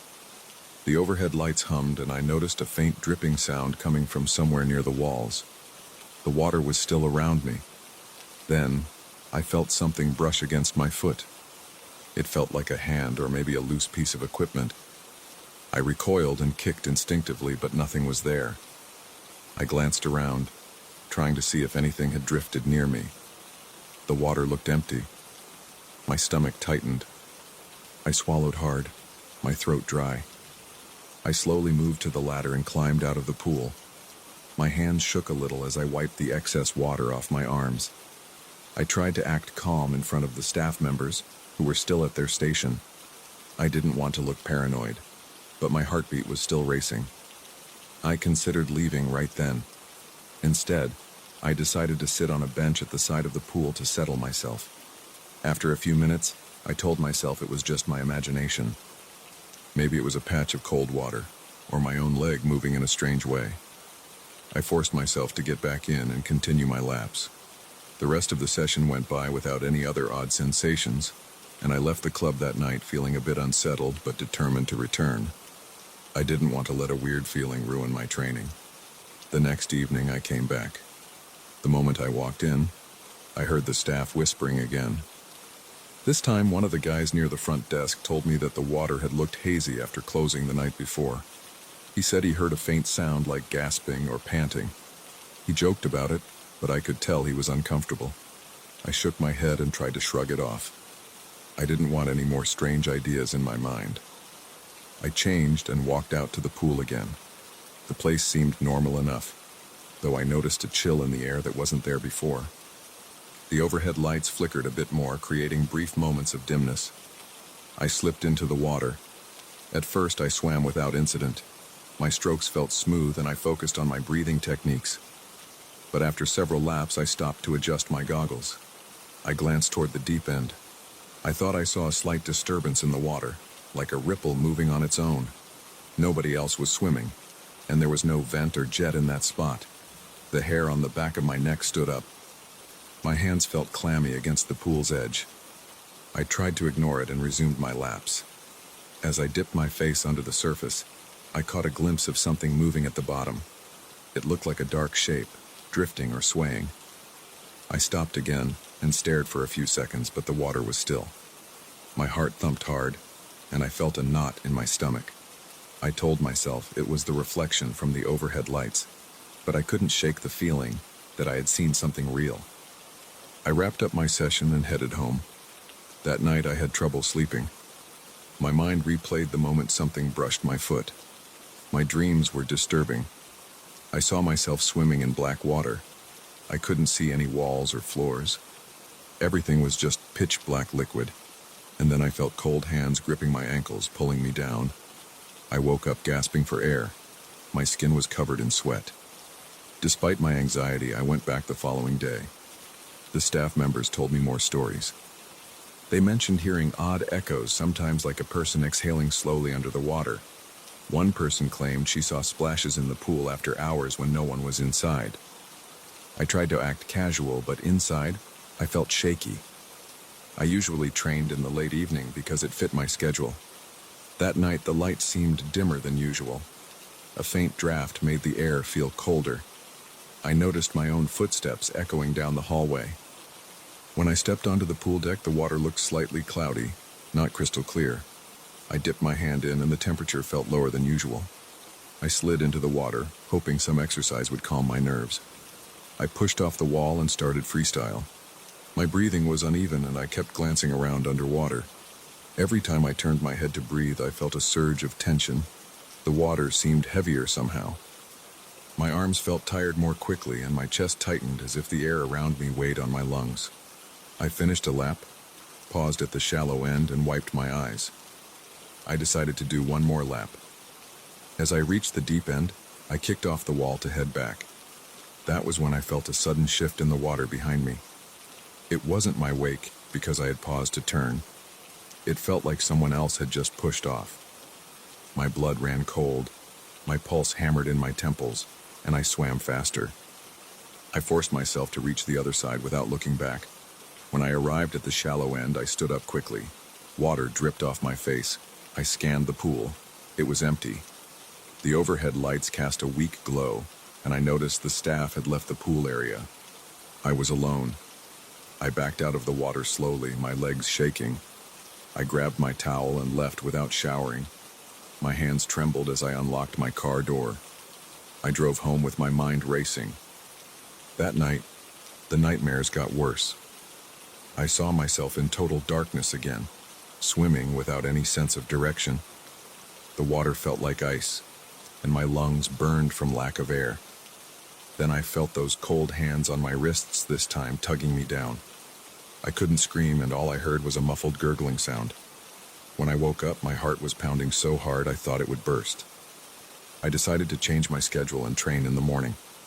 I told the staff I needed a fresh routine. They looked at me with curious expressions but didn't say much. On my first morning session, the pool felt different. The sun was out, brightening the glass ceiling above the water. The air felt warmer, and the water looked clearer. I relaxed a bit, thinking the daylight would make everything normal.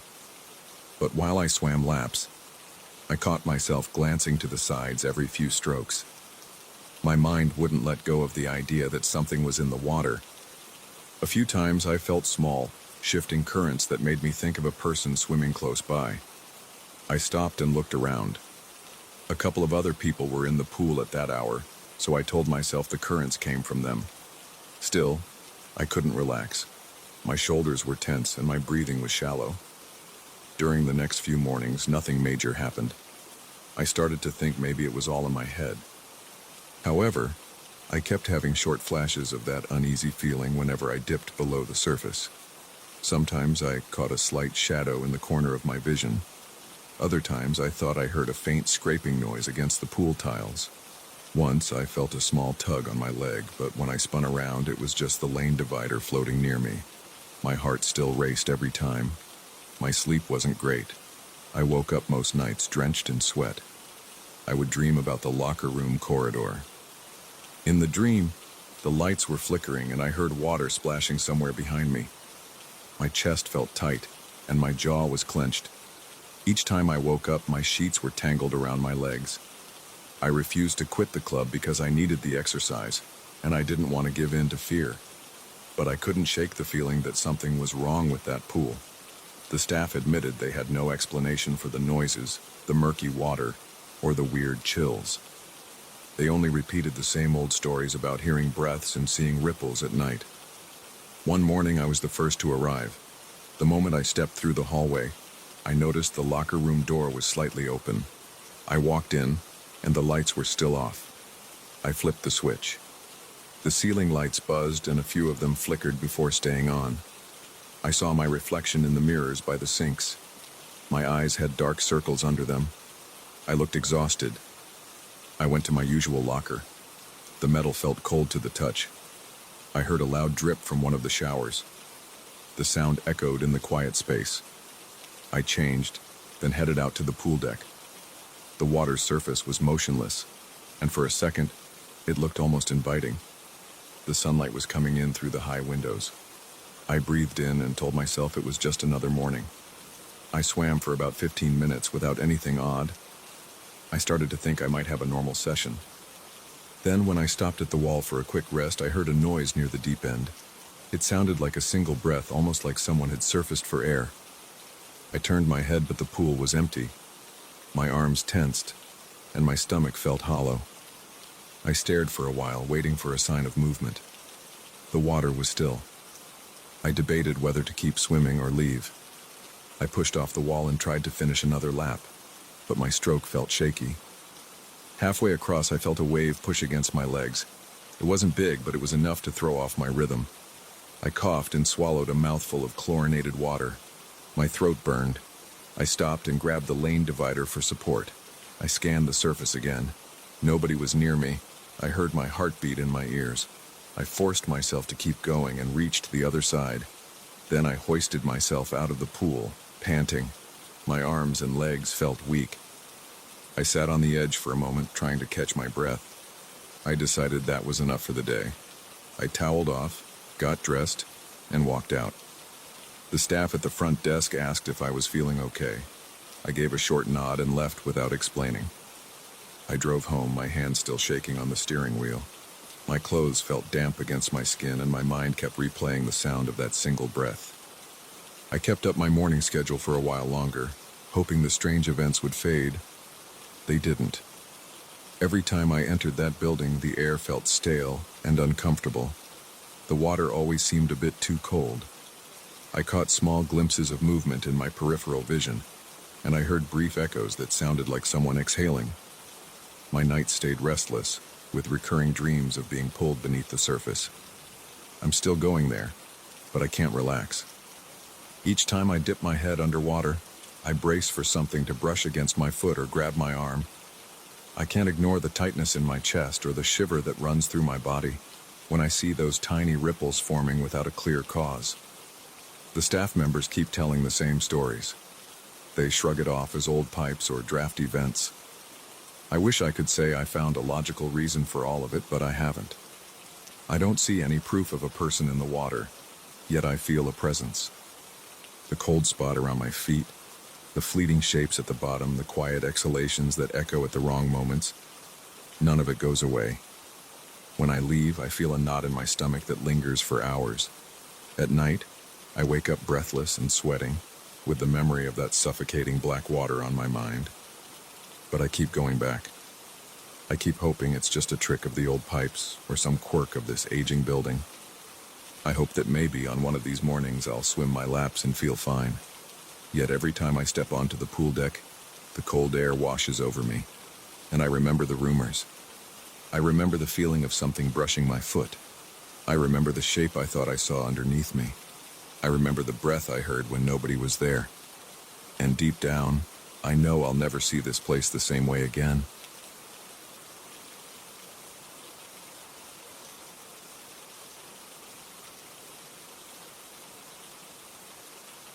I saw the diary on a Wednesday morning. It was on the small wooden table in the far corner of the library. That spot was mine for weeks. I liked the silence there because nobody ever bothered me. The librarians rarely passed that area. I sat down and noticed a worn black notebook with a plain cover. I didn't see anyone leave it, it was just there.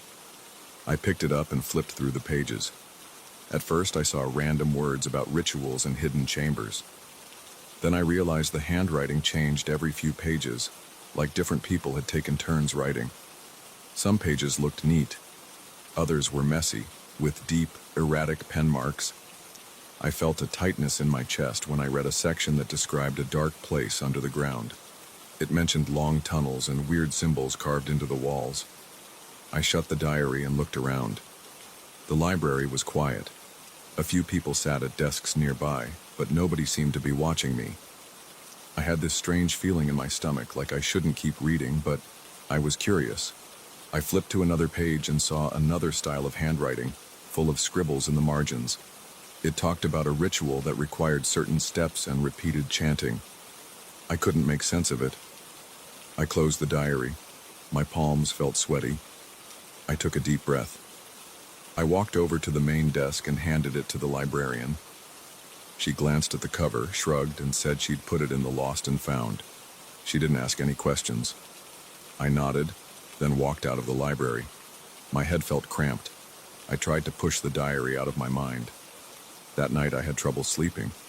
I kept picturing those tunnels the diary described.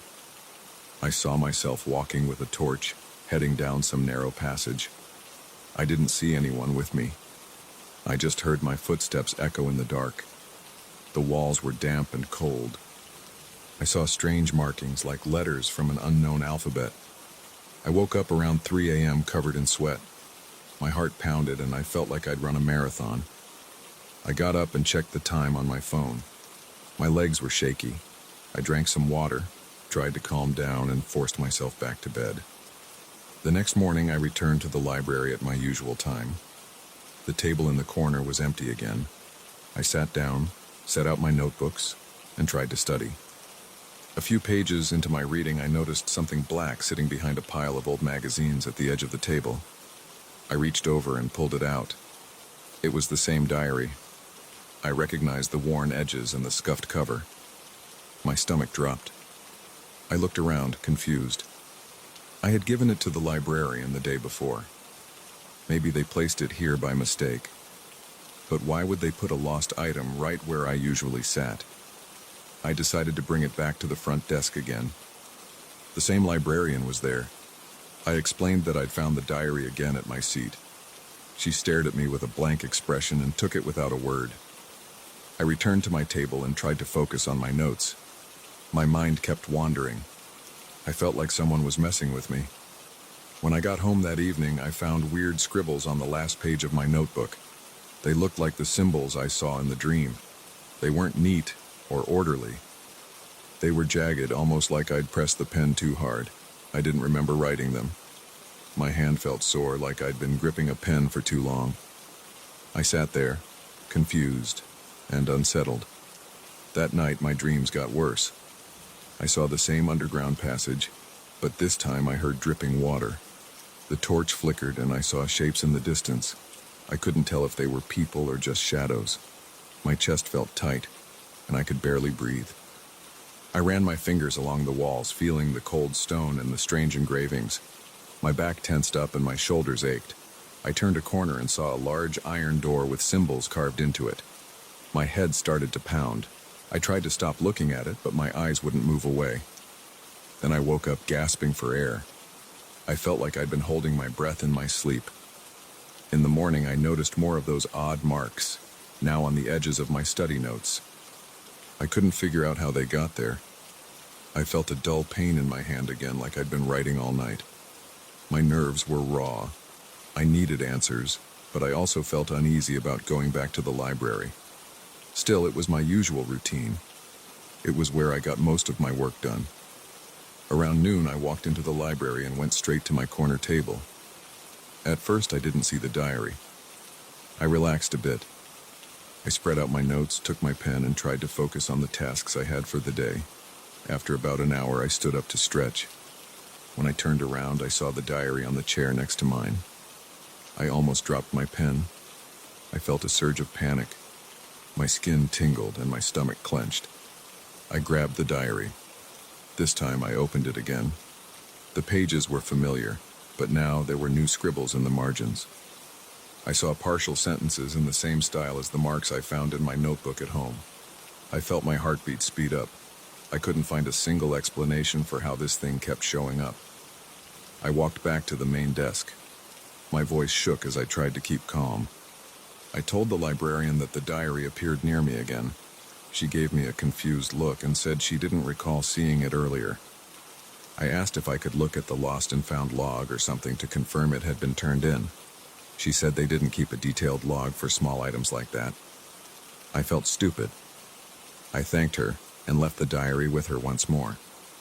I spent the rest of the day trying to focus on other things, but every time I blinked I pictured that tunnel, the iron door, and those symbols. My hands felt clammy all day. When I got home, I immediately checked my notebooks. I saw more fresh scribbles along the sides of my notes. My entire body tensed. I didn't remember writing those.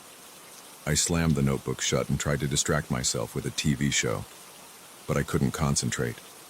That night, the dreams came back. This time, I could smell the damp air in the tunnel. It smelled like wet stone and old moss. My footsteps echoed. The torch crackled. My throat felt tight. I walked deeper and deeper. At one point, I realized I was tracing the symbols on the wall with my fingertips. My hand tingled. My breathing grew heavy, like the air was thicker down there. When I finally woke up, I was covered in sweat. My pillow was damp. My heart pounded. I had trouble catching my breath. I lay there for a few minutes, staring at the ceiling, trying to make sense of all this. The next day, I went to the library again. I considered skipping it, but I felt drawn there, like I had no other choice. My legs felt heavy as I walked through the doors. I didn't look at the librarian. I moved straight to my corner. The diary was on the table. I grabbed it immediately. I flipped through the pages until I reached a part I hadn't read before. It described a large chamber under the earth, full of carved pillars and more symbols. It mentioned a group of people dressed in dark robes, standing in a circle. There was a reference to chanting. The lines were shaky, like the writer's hand was trembling. I didn't want to read more, but I felt compelled to. The next page had large symbols drawn in black ink. The edges of the page were frayed.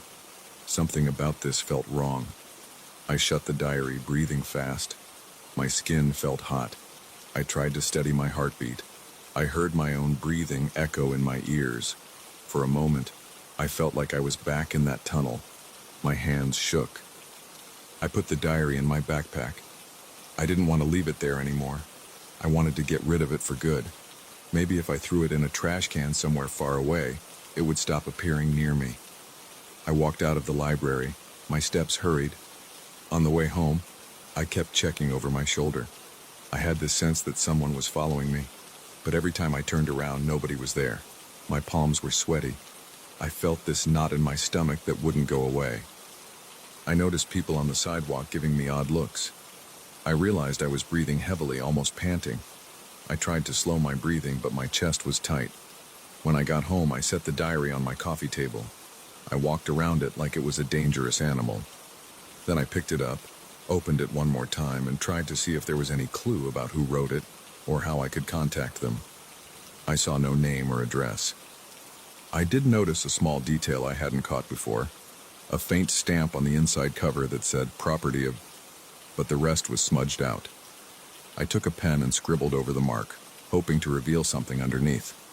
Nothing, just old black ink. I decided to throw the diary away. I walked outside, found the big trash bin behind my building, and tossed it in. I heard it land on top of some loose garbage. Then I slammed the lid.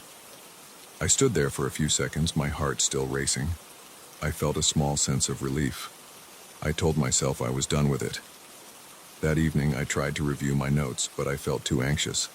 I kept checking the door to my apartment. I felt like the diary would come sliding underneath somehow. It was an irrational thought, but I couldn't shake it. My arms felt weak and my eyes were tired. When I finally managed to fall asleep, I had the same nightmare. This time it was worse. I felt the walls of the tunnel closing in. My back scraped against damp stone. My breath turned shallow. I saw the torchlight flicker on more of those bizarre symbols. My chest ached. I thought I was going to collapse right there. When I woke up, my right hand was cramping. I looked around and saw I had scribbled more weird markings on a piece of scrap paper I kept by the bed. They looked like the ones in the diary. My head throbbed with confusion and exhaustion. I barely had the energy to stand up. I considered skipping the library altogether that day, but I had no quiet place to go. My apartment was cramped, and my neighbors were noisy. Against my better judgment, I made my way there in the afternoon. The moment I stepped inside, I felt a chill. The library's air conditioning was always on, but this felt different. As I approached my usual corner, my heart started pounding. The diary was there, resting on top of my usual chair like it was waiting for me. My chest tightened. My vision blurred a bit. I felt a wave of dizziness. I almost turned around and left. But something in me wanted to see if there were more entries. I picked it up and checked the pages. There were new notes. Someone had scrawled short lines on the back pages. I recognized my own handwriting. It was the same rushed script I'd seen in the scribbles at home. My hand shook as I flipped through.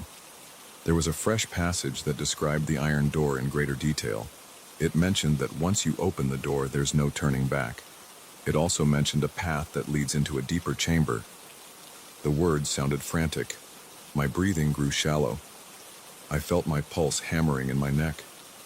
I realized I might have written those words in my sleep, or during one of my exhausted moments. I had no memory of doing it, but the handwriting matched. My mouth went dry. I shut the diary and felt a tremor in my arms. I didn't know what was happening to me. I left the library in a hurry.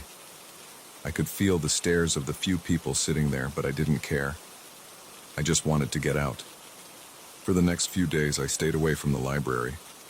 I told myself I could study in a cafe or in my apartment with noise-canceling headphones. I tried everything to distract myself. I kept the lights on at night. I drank coffee to avoid sleeping too long. But I still had short bursts of nightmares whenever I dozed off.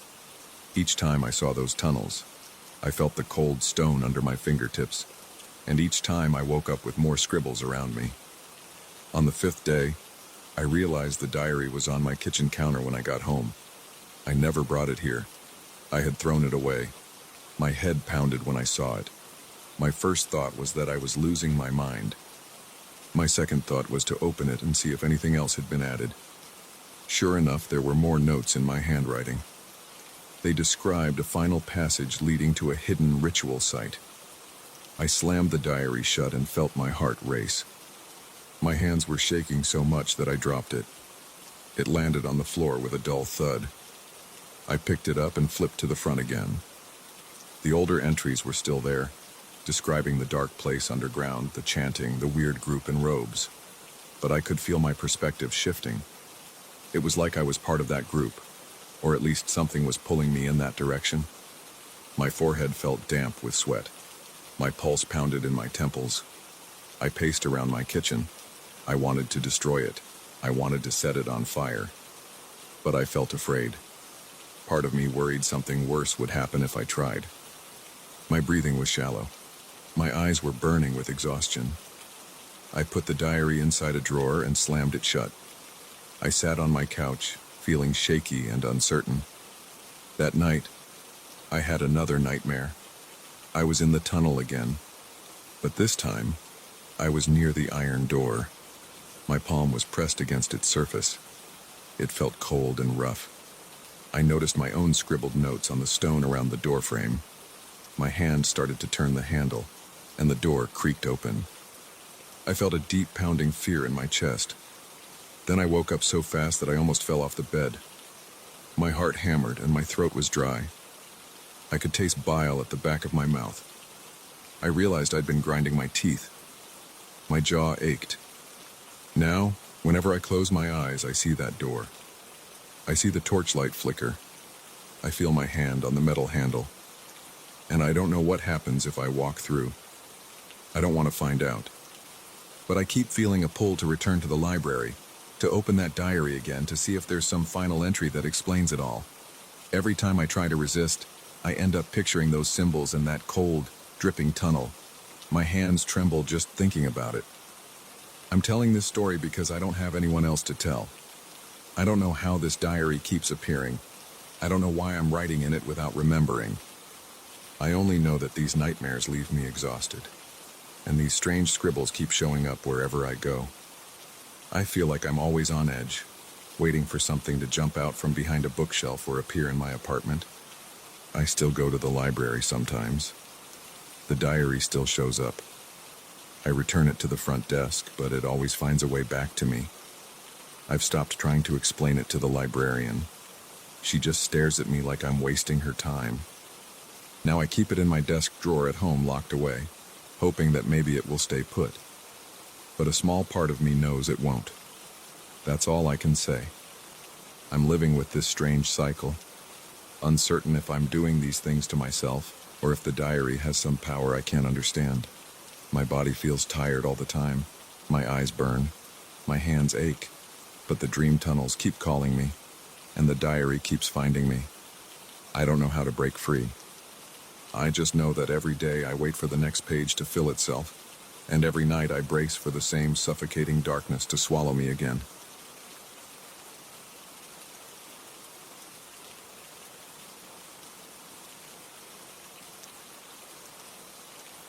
I got home last Friday with an old piece of sheet music under my arm.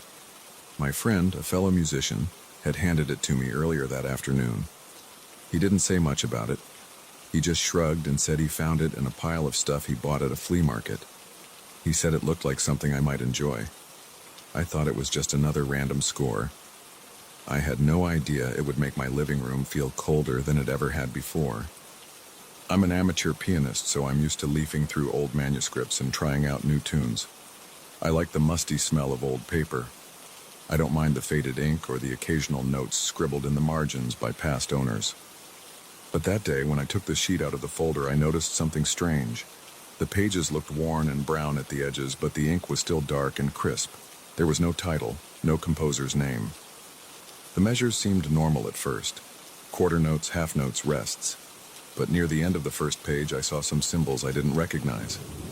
They didn't look like any standard dynamic marks or accents. They looked like odd scratches in the staff. I placed the sheet music on my piano stand that evening. I turned on a small lamp by the piano. The yellow light flickered a bit, which I thought was just the bulb needing replacement. Then I started playing. The first measures were calm. The chords fit together well, and the melody was soft. As I moved to the second page, I heard a faint buzzing in my left ear. I paused and rubbed my ear. Then I kept playing. I noticed the chords started to clash. They didn't sound like experimental jazz or anything I'd heard in modern compositions. They sounded harsh and uncomfortable.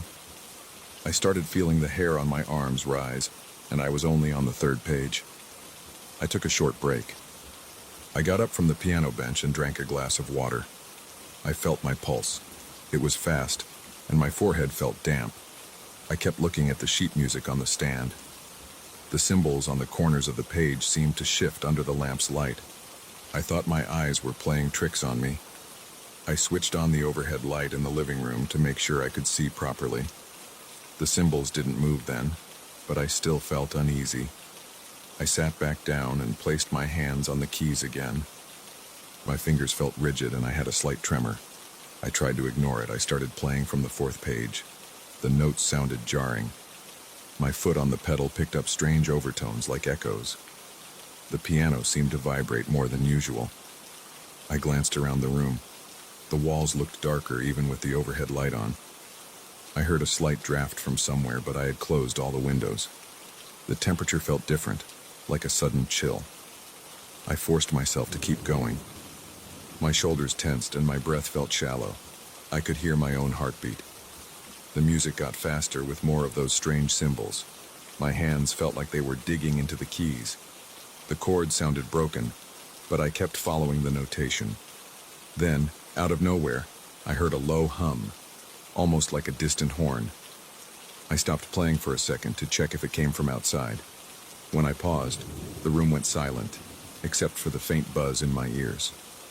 I decided to push through and finish the piece. I had this urge to see where it led. As I reached the last measures on the final page, I felt the air in the room turn icy. My breath came out in short gasps. My eyes teared up from the cold. My left hand cramped and I nearly messed up a chord. I kept going. There was a sensation on my neck, like someone was standing right behind me. I wanted to turn around, but my hand stayed on the keys. The piano's volume seemed to swell as if invisible strings and brass were accompanying me.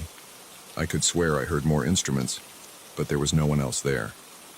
Then the music ended with a single, sustained note. I pressed the key and held the pedal, waiting for it to fade. The echo from the piano lingered. It didn't just fade away. It pulsed a bit in the room.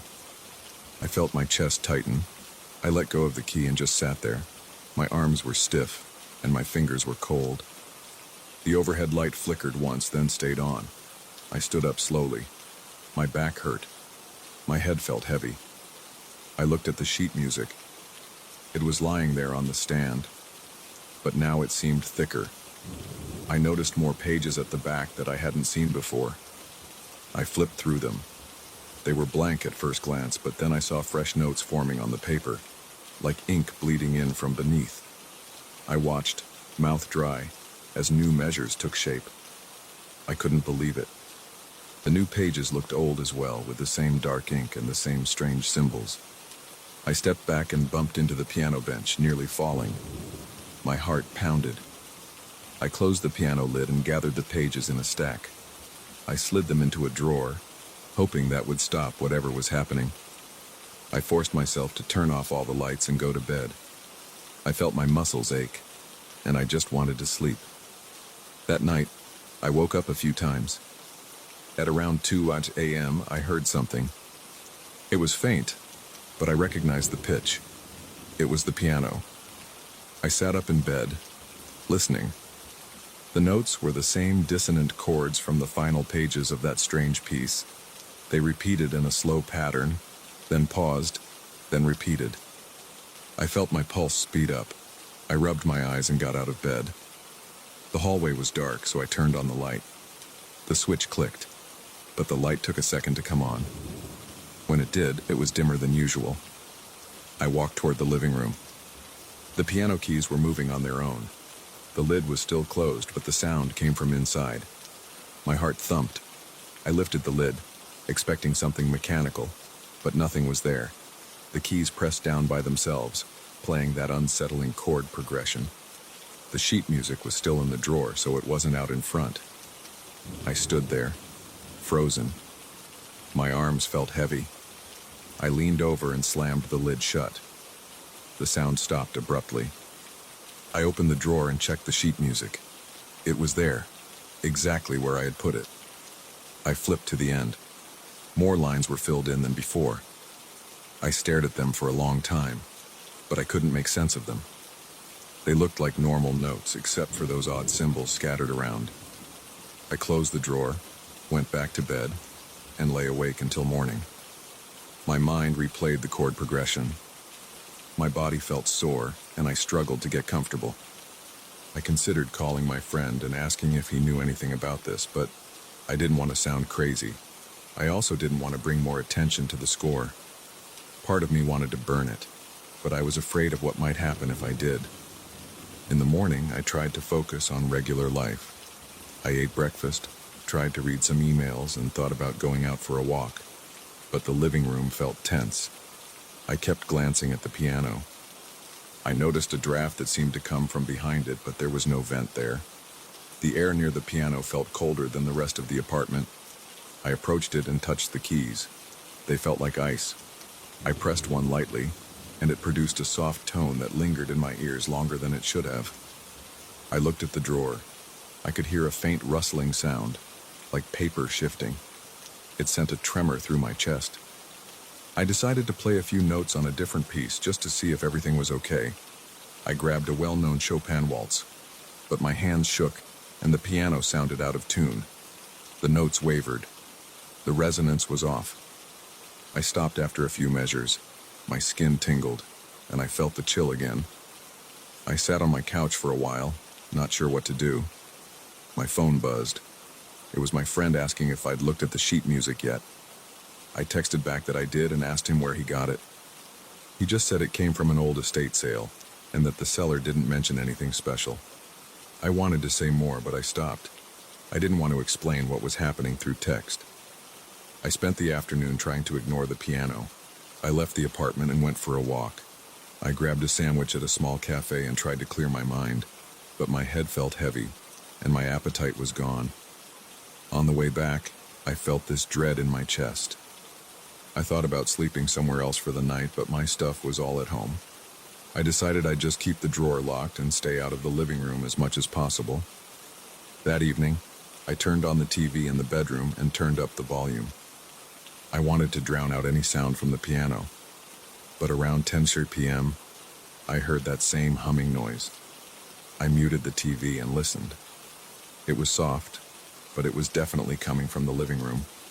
It rose and fell like an eerie chant. I felt goosebumps on my arms. I left the bedroom light on and walked down the hall.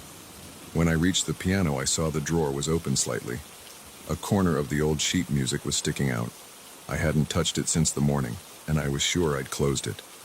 My throat felt dry. I knelt down and pushed the drawer shut, but it wouldn't close all the way. There was some force keeping it open. Then the humming stopped. The living room went quiet, but the cold air made me shiver. I looked at the corners of the ceiling and the walls. I didn't see anything unusual, but I couldn't shake the feeling that something was there. I stood and stared at the piano for a full minute. I felt this urge to pull the sheet music out and play the new pages. It was like an itch in my brain. I wanted to know what would happen if I continued. Maybe the music would end in some release, or maybe it would make the cold go away. I hesitated. My stomach churned. My heart pounded. I crouched down, gripped the drawer handle, and opened it fully. The papers rustled. More lines of notes had appeared. The lines were uneven, like they'd been scrawled in a hurry. My eyes locked onto them. I felt a tightness in my chest. The composition was longer now, at least 3 more pages than yesterday. I set the pages on the piano stand and flipped through them. The notes seemed chaotic. Dissonant intervals lined up, measure after measure. The strange symbols were more frequent. They looked angular and sharp, placed above certain chords. I placed my hands on the keys and tried the first measure of the new section. The chords sounded thick and unpleasant. My head throbbed. I stopped. I couldn't do it right then. I closed the lid again. I didn't sleep well that night. The temperature in the apartment dropped even more, and I used 2 blankets. I woke up with stiff joints and a headache. In the morning, I found the piano lid open. The bench was pulled out slightly. The sheet music lay on the stand even though I'd left it in the drawer. My stomach flipped when I saw it. I realized I had to make a choice. Either I would play the entire composition and see what happened, or I would try to get rid of it somehow. But I remembered the moment the new pages appeared on their own. I didn't feel confident that burning or throwing it out would solve anything. I decided to call my friend. I needed him to see this. But he didn't answer. I left a voicemail asking him to call me back as soon as he could. Then I paced around the living room for a while. The apartment felt too small. The corners were dim, even with the lights on. The piano looked like it was waiting for me. My hands shook. I took a deep breath and opened the drawer again. The pages were all there, fully notated. I set them on the stand. I adjusted the bench. I felt my arms tingle and a wave of nausea hit me, but I placed my fingers on the keys. I started from the beginning again, hoping to push through the entire thing in one go. The first pages were the same as before. My heart raced. My shoulders tightened. The atmosphere in the room grew heavier by the measure. By the time I reached the newer sections, I felt a drop in temperature. I kept playing. The new chords were dense. My fingers stumbled a few times. My breath came in short gasps. I heard the same echo from the walls, like instruments joining in. My vision blurred, but I didn't stop. The sound built up and pounded in my head. Finally, I reached what looked like the last page. The final chord stretched across 3 staves, loaded with accidentals and strange markings. I pressed the keys as firmly as I could. The vibration rattled the lamp next to the piano. Then the chord faded. Everything went still. I lifted my hands, breathing hard. My legs shook. The room stayed cold, and I listened for any sign of the humming or the hidden orchestra. But it was silent. I looked at the pages. No new lines appeared. It was over. I slid the stack of pages back into the drawer and closed it. My fingers tingled. The overhead light in the living room glowed a bit brighter than before. I walked away from the piano, feeling lightheaded. I left the apartment shortly after that and stayed out until it got dark. When I got back, the living room felt normal again, though the cold spot near the piano lingered. I haven't tried playing the piece again. Sometimes I still hear faint notes in the middle of the night, but they're softer now. The pages haven't changed since then, and they stay locked in the drawer. I don't know if I'll ever touch them again. Sometimes I feel tempted. Sometimes I wonder if the music will keep growing if I give it another chance. But I stay away, because each time I look at those pages, I remember how my hands felt numb and how the air turned ice cold around me. And that's all the reason I need to leave it alone.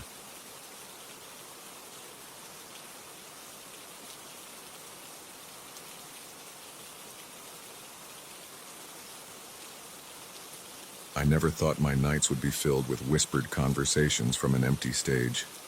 I just wanted to help out at the old municipal theater. It looked sad from the outside. The walls showed signs of water damage, and the front doors creaked. People said it was a place with a lot of history, but they also said it was almost forgotten. They needed volunteers to clean and lock up. I signed up because I had free time, and I felt like a space like that deserved some care, even if it didn't draw big crowds anymore. I didn't expect to hear voices in the basement after dark. I didn't expect to see strange shapes in the dressing room mirrors. I definitely didn't expect my nerves to fray each time I turned out the lights. I've been doing this volunteer job for a few weeks. My main tasks are sweeping the floors, cleaning the dressing rooms, and making sure all the doors are locked at night. On weekends, I come in the early afternoon and stay until around midnight. Sometimes there are small recitals, maybe a speech or a local choir rehearsal, but not much more than that. Most of the time, the place is quiet and empty. That's what I liked about it at first. I liked the idea of being alone with the sound of my own footsteps on the old wooden stage. The seats are musty and the curtains have a dusty smell, but I found something comforting about it. Then I started hearing things. The first time I heard the voices was on a Wednesday evening. I was finishing up in the orchestra pit, making sure there were no stray cups or papers from the few people who had used the space earlier in the week. I heard a murmur that sounded like a single person speaking. The sound carried up from the basement, or maybe from somewhere behind the stage. I froze, thinking maybe someone had entered without me noticing. I listened carefully, but I only caught a few faint sounds. I walked over to the side door and peeked into the hallway that leads to the basement. There was nobody there. The door to the basement steps was closed. I listened again. Nothing. My heart thumped in my ears, but everything was quiet. I shrugged it off and got back to work. I thought maybe it was a trick of the old pipes. A few nights later, I was in the main lobby sweeping. It was around 9 p.m., and the place was empty. The overhead lights in the lobby are weak, and the corners stay in shadow. I heard the voices again, clearer this time. There were at least 2 voices, maybe 3. They sounded upset, like they were arguing. I couldn't make out words, but I heard a strained tone, like frustration or desperation. My chest felt tight, and my palms got sweaty. I set the broom aside, walked to the top of the basement stairs, and flipped the light switch. The hallway below looked dim. The fluorescent light flickered for a moment before settling. I stood there listening. I heard one of the voices again, but it was so faint I couldn't be sure if it was real or my imagination. I took a few steps down, each stair creaking under my weight. When I reached the bottom, the smell of mold was heavy, but something else blended in. Something like old flowers that were left out too long. I looked around. The hallway was empty. The utility room door was open a crack. I nudged it open and saw nothing but old chairs and boxes. The voices had gone silent. That night I locked up feeling uneasy. I stayed by the front doors for a minute before leaving, just staring back at the dark interior. My mind kept replaying the voices. They hadn't sounded casual. They sounded urgent, like a dress rehearsal on the edge of chaos. But there was no one there. I remember telling myself I was just tired. The next week, I started hearing the voices almost every night. Sometimes they were muffled, like they were coming from behind a thick wall. Sometimes I heard them right when I was on stage. I'd stop and listen to the echo. My mouth would go dry and my hands would tremble a bit. Every time I investigated, I found empty corridors and dusty floors. The smell in the basement kept shifting from that moldy dampness to that hint of old flowers. It felt heavier when I went deeper into the basement rooms, like the air was pressing in on me. I kept expecting to turn a corner and see people, but I never did. I decided to try recording the sounds. I brought my phone and set the voice recorder on while I walked around the theater at night. I'd hear the voices, but when I played the recording later, it was all static and faint rustling. I tried standing at the top of the basement steps with my phone outstretched, hoping to capture even a word or a phrase. Nothing but garbled audio. I could almost make out a few whispered words, but they were too distorted. It made me frustrated because part of me wanted proof I wasn't losing my mind. One night, I checked the stage area for any signs of intruders. I found nothing. After that, I went into the dressing rooms. There are about 6 of them backstage, each with a wall of mirrors surrounded by old yellow bulbs. Most of those bulbs don't work now. As I walked into the second dressing room, I felt a chill run down my arms. I paused, trying to see if there was a draft or a broken window. Nothing seemed out of place. I stood in front of the mirror, about to clean the surface with a rag. Then I saw something move in the reflection.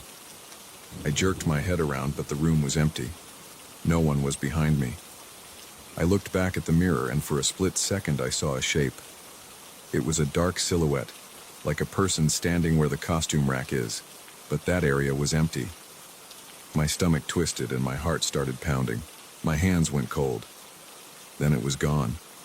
I dropped the rag and went out into the hallway. My breathing was quick and my thoughts were jumbled. I tried to steady myself by checking the other rooms. I kept seeing odd flickers in the mirrors, quick movements that vanished when I turned my head. I wanted to finish my tasks, but I couldn't stop thinking about the voices in the basement and the shapes in the mirrors. I forced myself to keep cleaning. My throat felt dry and my jaw stayed clenched.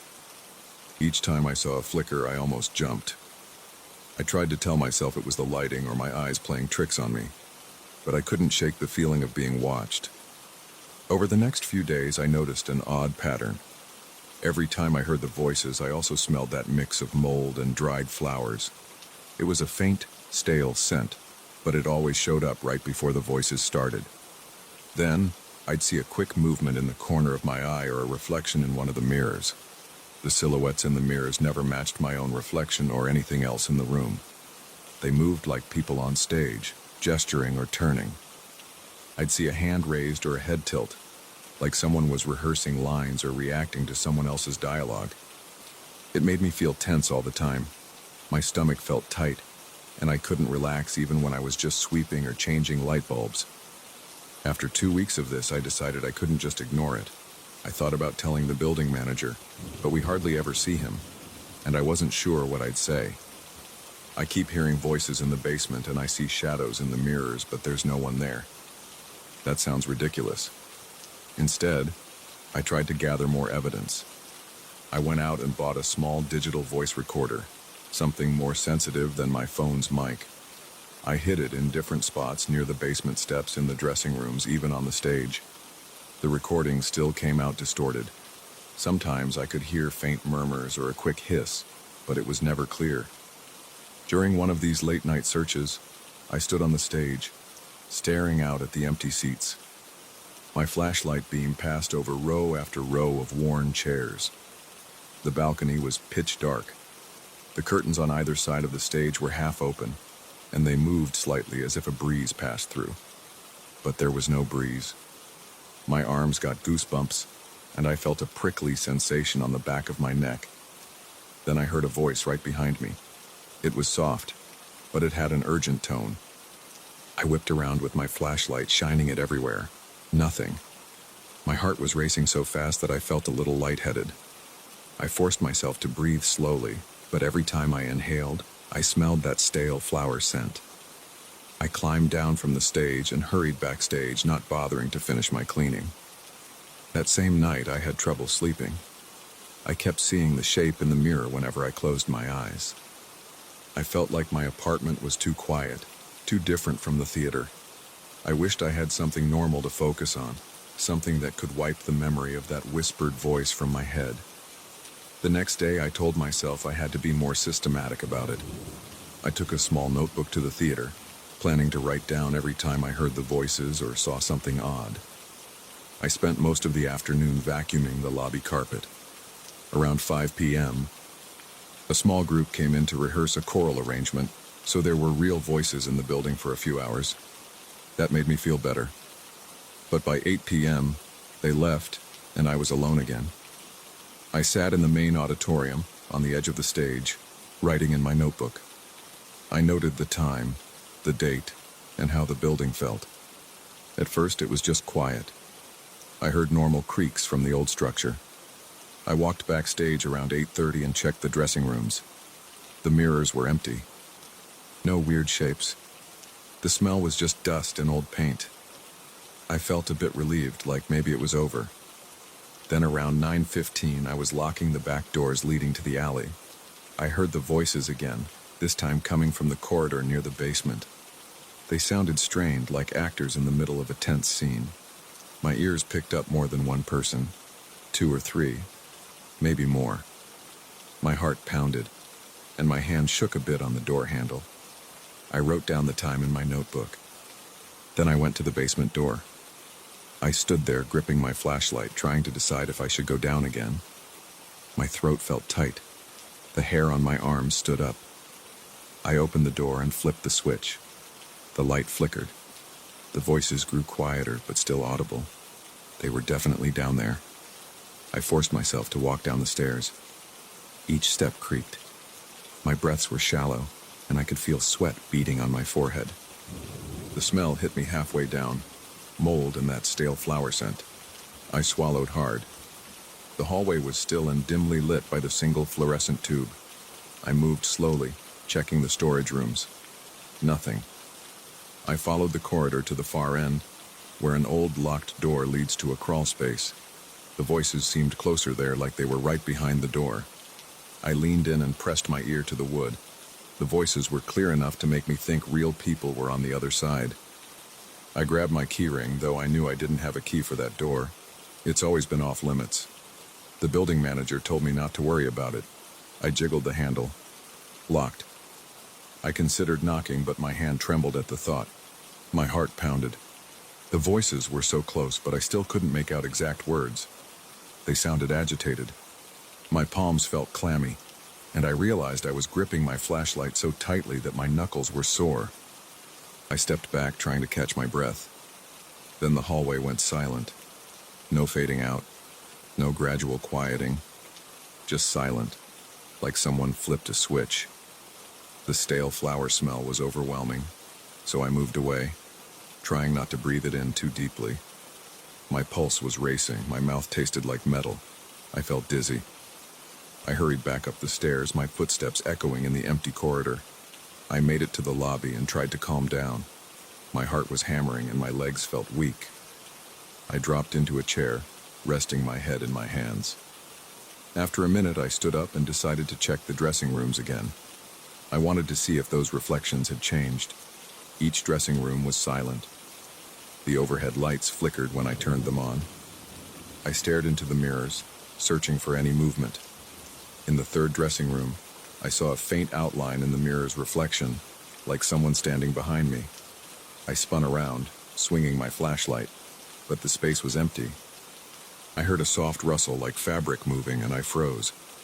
I looked back to the mirror, and the outline was gone. My hands shook and my stomach felt tight. I realized I couldn't stay in there any longer. I turned off the lights and hurried to the front of the theater. I checked the time. It was close to 10 p.m.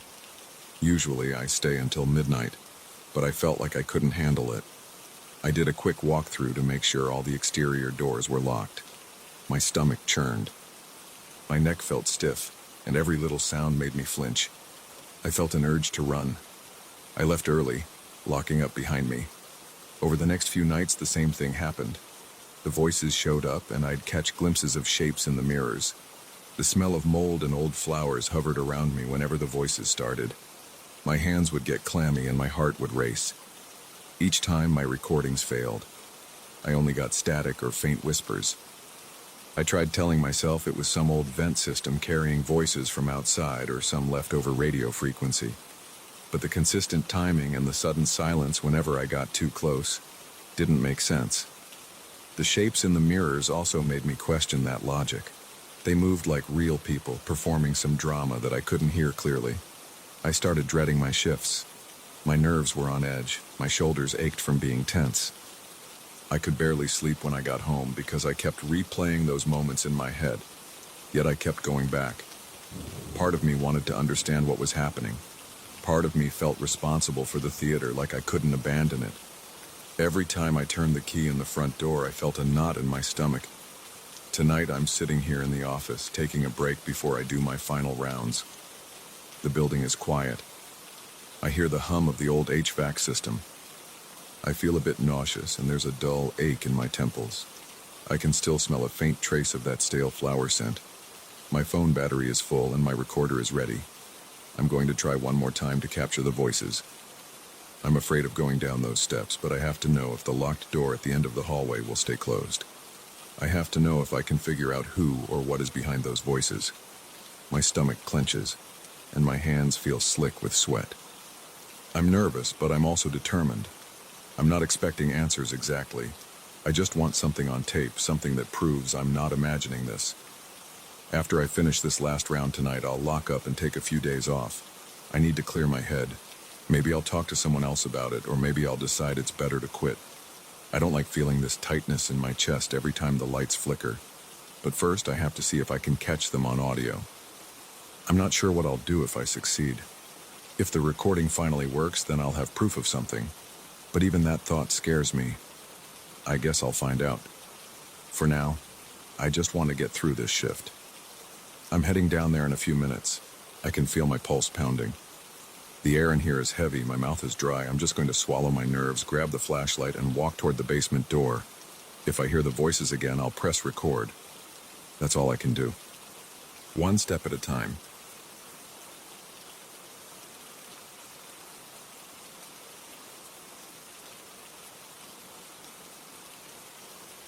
I got home from work late that night, feeling sweat trickle down the back of my neck. My shirt was stuck to my skin, and my feet felt like they were on fire. I walked straight to the bathroom. I didn't care about anything else. All I wanted was to wash off the day and try to get some sleep. My apartment felt stuffy. The hallway lights were dim. I could hear the hum of the air conditioner in the living room, but it didn't cool me down fast enough. I turned on the shower and let the water run hot. I took off my clothes and threw them in a corner. The bathroom mirror fogged up in seconds. My legs felt weak from standing so long at work, so I leaned against the tile wall in the shower, letting the water drum on my shoulders. It helped me relax, but I still felt a knot in my stomach. I wanted to pretend everything was normal, but something inside me felt off, like I was missing some detail about my night. When I stepped out of the shower, I dried off in silence. The bathroom fan buzzed overhead, and I watched steam float near the ceiling. I wrapped a towel around my waist and stepped into the hallway. The air felt cold against my damp skin. Then I saw something that made me stop. There were wet marks on the ceiling of the hallway shaped like footprints. They stretched out along the plaster, one after another, as if someone had walked upside down from the bathroom toward my living room. For a second, I thought maybe water was leaking from the apartment above me. But I live on the top floor. I looked closer and realized these wet spots looked exactly like footprints. Each print was about the size of a normal adult foot. I stood there, water dripping off the ends of my hair, feeling my heart beat against my rib cage. I didn't want to believe it. I stepped into the living room, still in my towel, following the footprints with my eyes. They stopped right above the entryway to the kitchen, then faded out. My scalp tingled and I felt a chill on my arms. The wet footprints had a muddy color around the edges. I leaned against the wall, trying to think straight. I glanced at the floor, checking for water or puddles, but it was dry down there. It was only on the ceiling. The prints were definitely on the ceiling and they looked fresh. There was a faint smell in the air, something stale and earthy. It reminded me of a pond that never got cleaned. It smelled like stagnant mud. I swallowed hard and went to the closet for a broom. I pressed the towel tighter around my waist and carefully poked at the ceiling. It was damp where the footprints were, but no water dripped down. I started to feel uneasy, but I told myself it could be some weird plumbing issue. Maybe water seeped through from somewhere else, creating shapes that happened to look like footprints. That's what I wanted to believe. I got dressed, grabbed a step stool, and wiped away the prints with a rag. They came off, leaving a faint, dirty residue on the cloth. I opened a window to air the place out. After a few minutes, the smell faded, and I thought that was the end of it. The next day, I came home around the same time. I left work later than usual again, because my boss demanded I finish some last-minute tasks. I turned on the living room lights and tossed my keys on the coffee table. I stopped in my tracks when I looked at the ceiling. There were footprints again, but this time they were spread out above the couch, as if someone had crawled along the surface. The odor hit me first. That same muddy, stagnant smell. The prints were wet, just like before. I moved around the couch to get a better view. Each footprint was about 2 feet apart. Some spots had small drops of water trailing behind them. It was like someone had stepped in a muddy puddle, flipped gravity, and walked around my ceiling. My stomach churned. I rubbed my eyes, wondering if I was losing it. But the footprints were there, as real as anything else in my apartment. I reached up and touched one.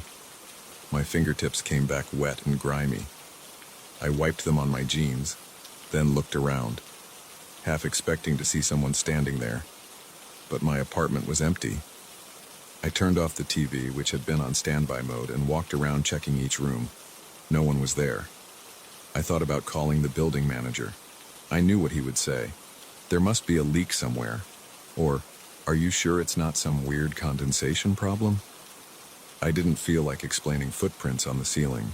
It sounded crazy. So I grabbed my mop and a bucket of soapy water and tried to clean the area again. The smell didn't fully go away. It lingered, like wet earth. My eyes started to sting from the cleaning solution, so I took a break and sat on the couch, staring up at the damp patches that remained after the footprints disappeared. I sat there until midnight, feeling uneasy and tired. Eventually, I dozed off. The next morning, I woke up with a stiff neck still on the couch. I looked at the ceiling right away. No new prints, just the faint marks from the night before. I got ready for work, feeling groggy and out of it. My shift dragged on, and I kept thinking about what I'd find when I got home. My coworkers asked me why I looked so pale. I didn't tell them the truth. I just said I wasn't sleeping well. That night, I walked into the apartment and flicked on the lights, scanning the ceiling. Nothing in the living room. I exhaled, relieved.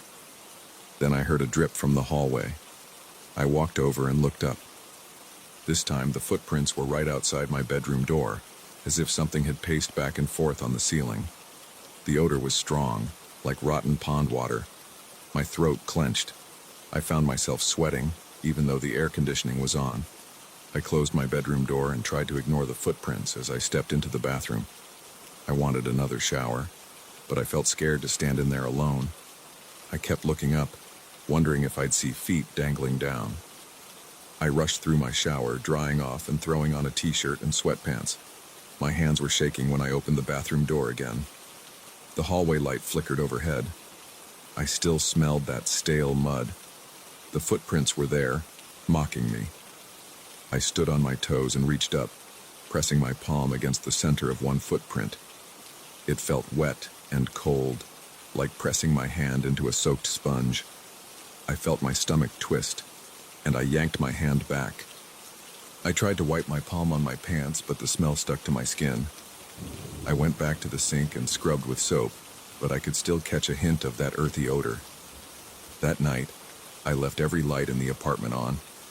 I sat in my bedroom, staring at the ceiling. I couldn't sleep. My mind was racing with possibilities. I kept hearing little sounds in the walls.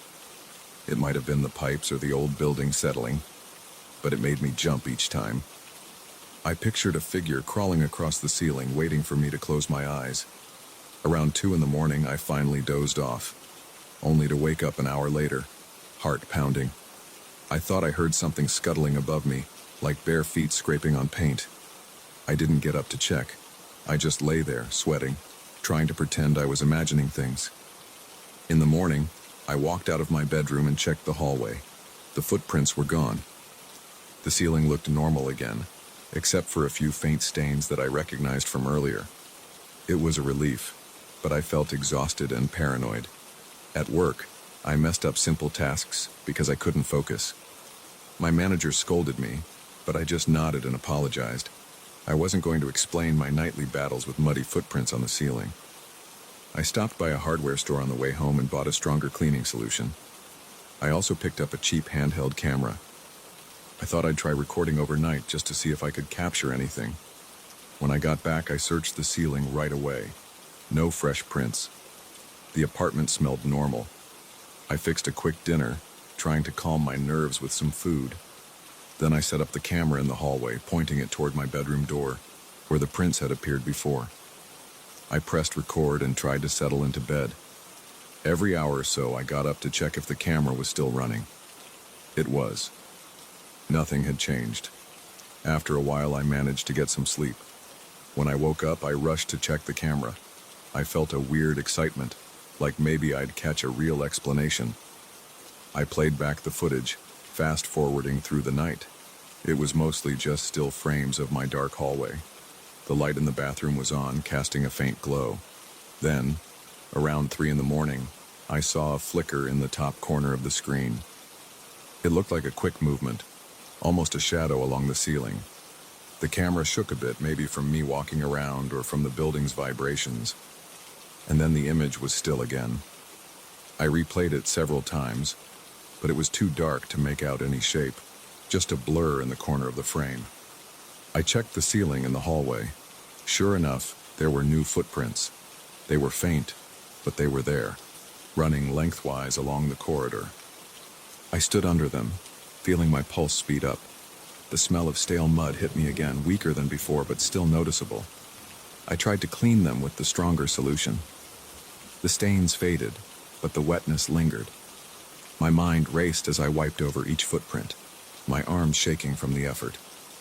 I kept glancing behind me, half expecting to see something crawling out of the shadows.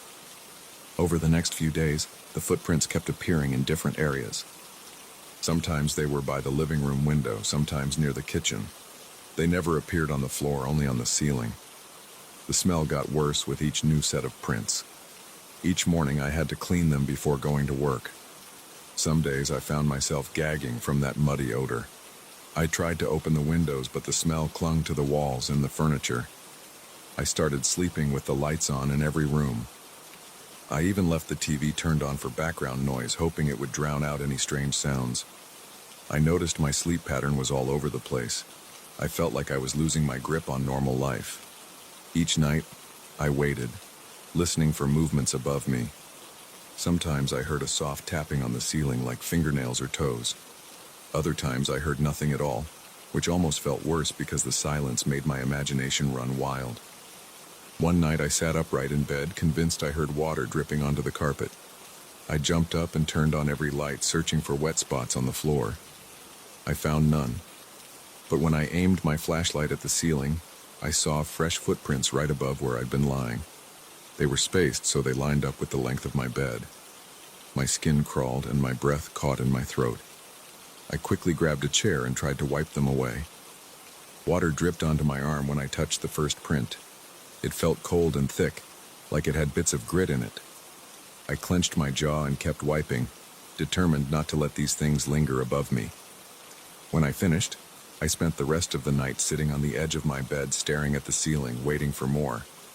I felt tension in my chest, like I was bracing for a fight. But nothing else happened.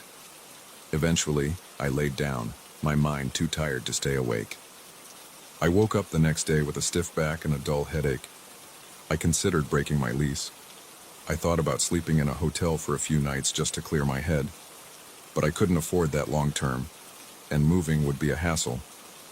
I kept telling myself there had to be a normal explanation, but I'd seen those footprints appear in different places, always wet, always stinking of stale mud. It made no sense. I tried contacting a plumber who checked my pipes and said everything looked fine. No leaks, no water damage. The building manager said he couldn't see any structural issues. I didn't mention the footprints. I only said I smelled dampness. I started feeling like I was being watched all the time. Some evenings I thought I saw movement out of the corner of my eye. Once I was cooking dinner and saw a shape flicker across the ceiling. When I looked up, I saw nothing. But I smelled that familiar odor. I turned off the stove and didn't bother finishing my meal. On a Saturday, I got a ladder from the storage unit and carefully inspected the ceiling surfaces. I tapped them, feeling for hollow spots or moisture. Everything seemed stable. No water stains except for the places where I'd cleaned up footprints. I went room to room, shining a flashlight along the edges. I found no holes, no cracks that might let water in. I felt my anxiety spike each time I glanced down the hallway, expecting to see fresh prints forming behind me. These days, I sleep with the bedroom lamp on. My eyes burn from lack of quality rest. I can't shake the feeling that something crawls overhead while I'm drifting off, waiting for me to fully relax before it appears again. My nights blend together in a blur of anxious half-sleep and quick jolts awake. Every so often I get up and wander the apartment, shining a light at the ceiling. Sometimes I find new footprints, sometimes I don't. But the smell is almost always there, faint and clinging to the walls. I haven't told any friends about this. I don't want them to think I'm nuts. I handle it on my own, scrubbing footprints, spraying air freshener, and leaving every light on until morning. My water bill has gone up from my constant cleaning. My electric bill is higher because I keep the place lit like a hospital corridor, but it's the only way I feel even a little safe. I don't know how this is going to end. Every night, I expect something to drop from the ceiling. I imagine cold, muddy hands grabbing me. Sometimes I feel a slight pressure on the bed, as if something hovered above me and brushed the blankets. But I never see anything when I open my eyes. My body tenses up from the constant fear, and my heart feels like it's hammering nonstop. I keep hoping I'll find a logical reason for this. Maybe I'll catch someone sneaking in. Maybe a hidden leak will explain the footprints. But until that happens, I'm stuck. Each time I step into the hallway after a shower, I glance at the ceiling, half expecting to see fresh marks. And more often than not, they're there, reminding me that something is wrong in this place. I can't sleep properly. I can't relax. I just keep going, day after day, scrubbing the footprints, taking shallow breaths, and wishing whatever is up there would just leave. But it doesn't leave. It waits on the ceiling, inch by inch, tracking me with those wet prints and that sickening smell of stagnant mud, making it clear that I'm not alone in my own home.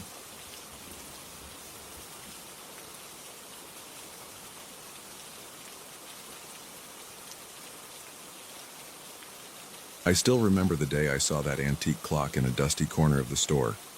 It had a worn-out face, and the seller swore it worked like new. He seemed eager to let it go. At first, I just thought he was trying to make a sale. Now I wonder if he knew something I didn't. I should have walked away, but I couldn't resist that quiet ticking. It pulled me in like some broken promise I hoped to fix. After I brought the clock home, I hung it on the living room wall. I tested it before leaving the shop, and it seemed fine. The second hand moved normally. The minute and hour hands aligned themselves without issues. The chimes rang exactly on the hour. I was satisfied and excited to show it off. That first night, I didn't notice anything strange. I even found the steady tick comforting. I had dinner in the living room, glancing up now and then at the clock. It felt like a piece of history I had claimed for myself. I first noticed the odd backward movement on the second day. I was sitting on my couch checking emails on my phone. I heard a soft click from inside the clock, but I wasn't sure if it was normal. I looked up, and the minute hand twitched backward by a tiny amount. It wasn't obvious, and I actually doubted my own eyes. I thought maybe I was just tired or imagining things. Still, I got up and looked closer. The minute hand seemed fine at that moment. It started moving forward again like normal. I shrugged and told myself it was just some minor glitch. Then the hour struck, and the chime sounded a bit off. It had a low echo that trailed longer than usual, almost like it didn't want to stop. My skin prickled, but I went on with my day. That evening I had trouble sleeping. I heard the clock chime from the living room several times. It was spaced exactly an hour apart, so it wasn't random, but each chime sounded deeper than I remembered. I got up once to check the clock's face. The time looked right, so I went back to bed. My dreams were weird. Lots of repeated scenes of me entering the living room, seeing the clock reversed, then hearing my own voice echo. I woke up sweating. On the third day, I saw the minute hand pull a more obvious backward movement. I was reading on the couch, and the clock was in my peripheral vision. I heard a familiar click, looked up, and saw the minute hand jerk back by 1 full minute. Then it started moving forward again, like it was trying to correct itself. That unsettled me. I got up, opened the glass cover, and tried adjusting the hands. I turned the small knob to set the right time. Then I listened for any grinding noises. The gears looked okay.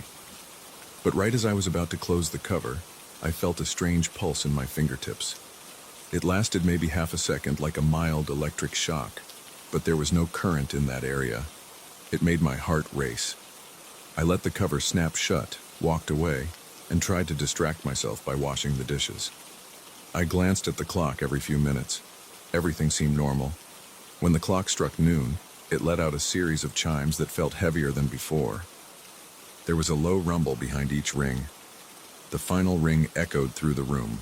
The echo floated around like it didn't want to die out. Then it finally faded. My stomach twisted in a knot. I couldn't shake the sense that the clock was affecting the air around me. I decided to get out of the house for a while. I took a walk around the neighborhood to clear my head. I bought a cup of coffee from a local shop. I tried not to think about the clock, but my mind kept returning to the odd backward shift. By the time I got home, the house felt eerie. The living room was too quiet. The clock's ticking sounded off, like it had a slower rhythm. I approached it, and it still showed the right time, but I saw the minute hand shudder. It actually stopped for 2 seconds, then jumped forward. My breath caught in my throat. I backed away and bumped into a table. My arms trembled a bit. I was scared, but I told myself it was just an old mechanism acting up. 2 hours later, I was making a sandwich in the kitchen. I heard the clock chime for 3 p.m.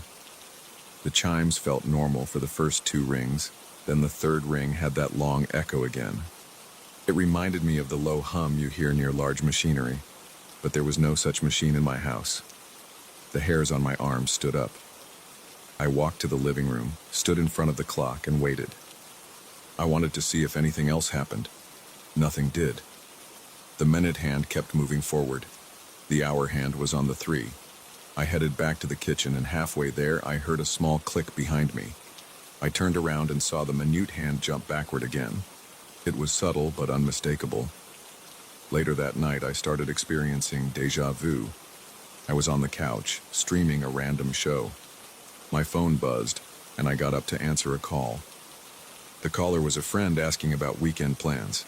I remember finishing the call, setting my phone down, and heading to the bedroom. Then something weird happened. I found myself back on the couch, phone buzzing in my hand, the show still playing. It was the same friend calling with the same words. It was as if time had rewound about a minute. I felt lightheaded. I didn't tell my friend what happened. I just ended the call quickly.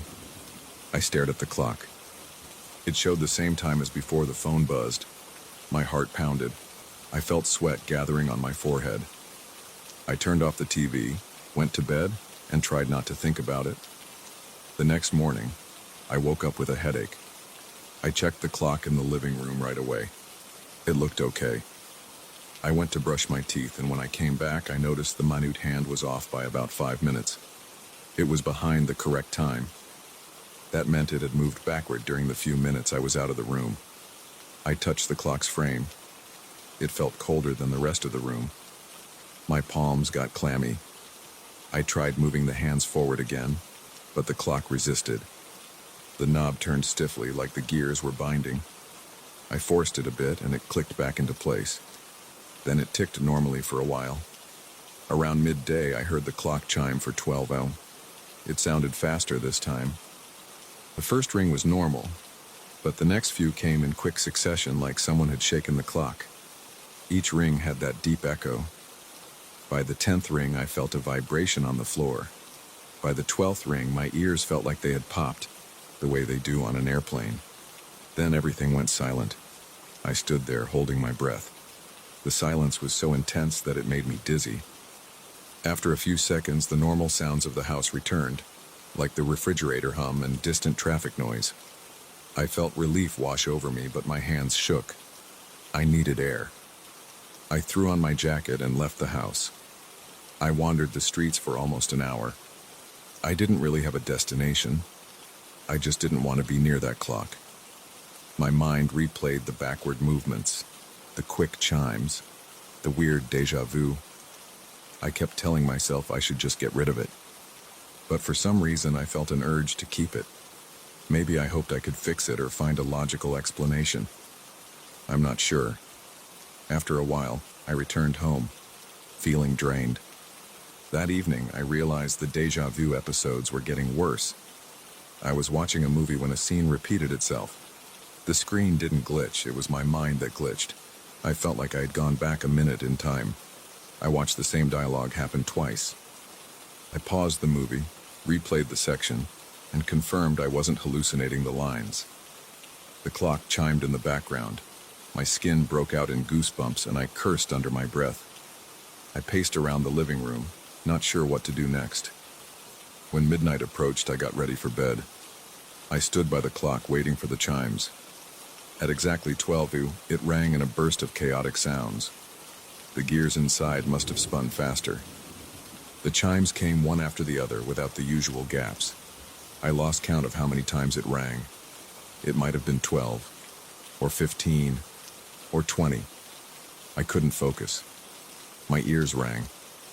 I felt my breath catch in my throat. My vision blurred for a moment.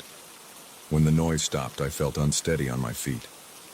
I stumbled to the couch and sat there, breathing hard. My heart pounded so loud I could hear it in my ears. That night, I barely slept.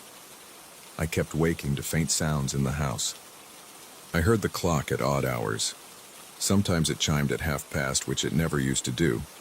Sometimes it chimed multiple times in a row, like it was stuck in a loop. Whenever I got out of bed to check, I would see the minute hand shifting backward, then jumping forward. It was like it was trying to correct itself, but failing. I felt trapped in my own home with this thing. My shoulders ached from tension. My head felt tight. I couldn't think of a rational way to deal with it. The next day, I had a moment where I saw time reset right in front of me. I was standing in the kitchen about to pour coffee into a mug. I watched the hot coffee fill the cup halfway. Then I heard that familiar click from the living room. Suddenly, the mug was empty and the pot was still full. The coffee beans in the grinder on the counter looked as though I hadn't used them yet. My hand shook so much I almost dropped the pot. I felt my knees buckle. I leaned against the counter, breathing fast. It was like the last minute had been erased. I went to the living room, stared at the clock, and saw the minute hand move backward. That sealed it for me. I decided I needed to take the clock off the wall and hide it. I carefully lifted the clock from its hook. The clock felt heavier than before. My arms strained. I carried it to a spare room I rarely use. I set it on a small table, face up, so I couldn't see the hands. Then I closed the door. My plan was to leave it there until I figured out what to do. For the rest of the day, I tried to ignore the occasional chiming I heard from that room. It was distant, but still unnerving. Sometimes the chimes sounded soft and normal. Other times they came in rapid bursts. My stress level stayed high. My stomach felt tight. and I kept clenching my jaw. During the night, I woke up to the sound of multiple chimes going off in a row. It was around 2 a.m. I could see the time on my phone. The chiming wouldn't stop. I got out of bed, grabbed a flashlight, and walked to the spare room. I opened the door. The clock was there, resting on the table, but its hands were spinning faster than I'd ever seen. They were moving clockwise for a few seconds, then reversing direction suddenly. Every time the hands crossed the hour, it chimed. The echoes stacked on top of each other, creating a dull roar. My heart pounded. I reached for the knob to wind the clock down, but the moment I touched it, I felt a surge of static that jolted my hand. I yanked back and almost dropped the flashlight. The chimes continued, filling the space with relentless noise. I swallowed hard and went to grab a thick towel from the hall closet. I returned and wrapped the clock in the towel to muffle the sound. It helped a little. The chimes became more distant. I carried the wrapped clock into the garage. Each step felt like I was carrying a live wire. My ears buzzed and my vision felt shaky. In the garage, I placed the clock on a workbench. I kept it wrapped, hoping that would dull whatever was going on inside. I stepped back, took a few breaths, and waited to see if anything changed. The noise eventually died down. The minute hand still tried to spin, but it was trapped in that fabric. I stayed in the garage for a while, just watching. Eventually, the hands slowed. The chimes stopped. I could hear my own breathing echo in the space. My pulse hammered in my throat. I decided to leave the clock there for the night. I went back inside, locked the garage door, and tried to sleep. My chest felt tight. My thoughts were scattered, but at least the house was quieter. By morning, I woke up exhausted. I stood in the kitchen, sipping water, trying to decide what to do next. I didn't want to see the clock again. I didn't want to hear it. But I felt a pull, like I needed to check if it had calmed down. I walked into the garage. The towel was still in place. I moved it aside. The hands were stopped. The clock looked like it had no power. I touched its face. It felt cold. I thought maybe it had finally broken for good. I honestly felt relief. Then I noticed the hour hand shift backward. It was small, like a twitch. My spine stiffened. I wrapped it up again. I carried it to my car, popped the trunk and shoved it inside. I slammed the trunk shut. My heart raced. I realized I didn't know where to take it or how to get rid of it. Part of me thought about taking it back to the shop, but I didn't want to burden someone else. Another part of me wanted to throw it in a dumpster, but something in my gut told me that might not help. So I just sat in the driver's seat, gripping the wheel, listening to my breath, feeling sweat on my palms. Finally, I started the car and drove. I didn't have a plan. I just knew I wanted distance between me and that clock. As I drove away, I felt like each mile gave me a bit of my sanity back. I didn't know if the clock would keep messing with time, or if it would eventually stop. But I knew I had to leave it somewhere far from me. I don't know if this is the end of it. Maybe it'll stay quiet forever. But at least for now, I can live without hearing those backward ticks and feeling that dreadful echo follow me around. That's all I want. I just want a normal day, with normal minutes that don't repeat themselves or vanish. I want to know that when something happens, it will stay happen. That's why I kept driving, and that's why I'm never looking back.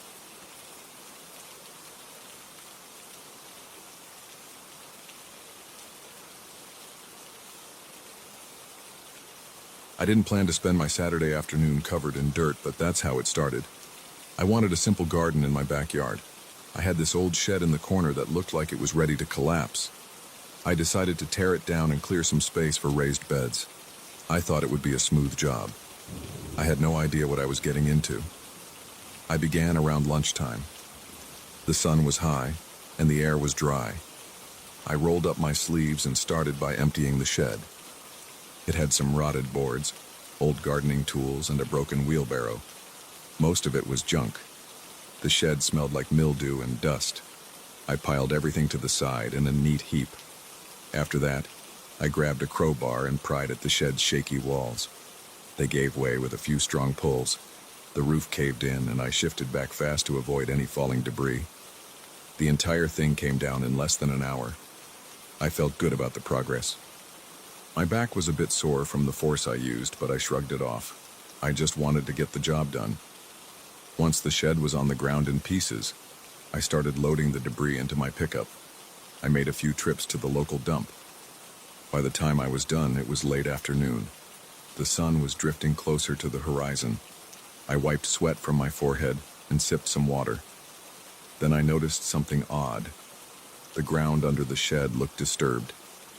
The dirt was softer than the rest of the yard. It looked fresh, like it had been dug up and put back recently. That was strange because that shed had been there for as long as I owned the place. I crouched down and ran my hand over the soil. It was looser than the rest of the yard. I pushed my shovel into it. The blade sank in with almost no resistance. That got my attention. I wondered if maybe there was a plumbing issue or an animal burrow. I decided to dig and see what was going on. I figured I might as well take care of any problems now before planting my garden. The sun was still out, though it was getting lower. I told myself I had enough light. My shovel hit the dirt with a dull thud. I dug a small hole, maybe a foot across, to see what was underneath. The soil came up in clumps. It was slightly moist, which surprised me because we hadn't had rain in a while. There was an earthy smell, stronger than usual. I kept going. I dug a little deeper. Then I expanded the hole a bit. My arms started to ache, but I pressed on. I wanted to get a sense of why this patch was different. I checked my watch around that point. It was almost 5:30. The sun dipped below the tall trees that lined my backyard. I looked up and saw the sky turning orange. The woods behind my property cast long shadows over the yard. I paused for a moment, catching my breath. A breeze came through the trees, rustling the leaves. I felt a slight chill against my sweaty skin. It reminded me that I was alone out there, with nothing but the sound of branches swaying. I'm not usually a jumpy person, but that day, the air felt heavy. My eyes flicked toward the tree line. I didn't see anything unusual, just silhouettes of tall trunks and some undergrowth. Still, I had a sense I wasn't by myself. It was a strange feeling, like a prickling at the back of my neck. I shrugged it off. I told myself I was probably just tired, but that didn't stop me from scanning the woods every few minutes. I returned to the hole and went deeper. After about another foot, my shovel hit something metallic. It wasn't a scrape like a rock would make. It was more like a dull clank. My heart sped up a bit. I got down on my knees and used my gloved hands to clear the soil. The object felt smooth and cold. I thought it might be a pipe at first, but it didn't feel like a pipe. It had an irregular shape. It was bigger than my palm, maybe the size of a large lunchbox, but not shaped like one. It also had a few grooves on it. It almost felt like a metal container. I tried to pull it out, but it didn't budge. It felt attached to something, or maybe it was stuck under a root. I scraped around the sides, trying not to damage whatever it was. The top part looked like it had hinges, but they were rusted. I grabbed my shovel and pushed the blade under the corner. With some leverage, I managed to lift it a bit. It made a creaking sound, and then broke free from whatever was holding it. I lifted the metal object out of the hole and set it on the grass. My heart thumped hard. It was heavier than I expected. The surface looked scratched and worn, with a few patches of rust. There was a small latch on one side, but it was bent. I didn't have a key, and I didn't know if it even needed one. It looked more like a sealed box than anything else. I wiped dirt off with an old rag. I felt my forehead tightening with sweat again. The sun was almost gone by then. The sky was purple and orange. I stood up and looked at the woods. The trees were dark now, and I couldn't see much between their trunks. But I had the distinct impression something was there, just beyond the first row of trees. I stared for a few seconds, trying to see if there was a person or an animal. Everything was quiet. No birds, no squirrels. Just silence and the faint rustling of leaves. I felt a knot in my stomach. I swallowed hard. I thought about going inside. Maybe I should call it a day. But the box was there, and I was too curious to stop. I grabbed a flashlight from my truck and clicked it on. Its beam cut through the shadows. I pointed it at the woods again. Still nothing. Then I swung it back to the box. I knelt down and examined the latch more closely. I tried pulling on it, but it was stuck. I used the tip of the shovel to pry at the edge. It wouldn't open. I placed the box on a small stump and hit the latch a few times with a hammer from my toolkit. It made a sharp ping, but didn't snap off. The temperature was dropping. I felt goosebumps on my arms.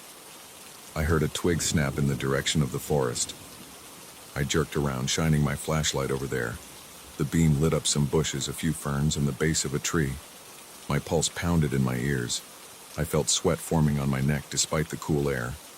I stood still and listened. I heard the sound again, another snap like something stepping on a branch. I spoke out loud. "Hello?"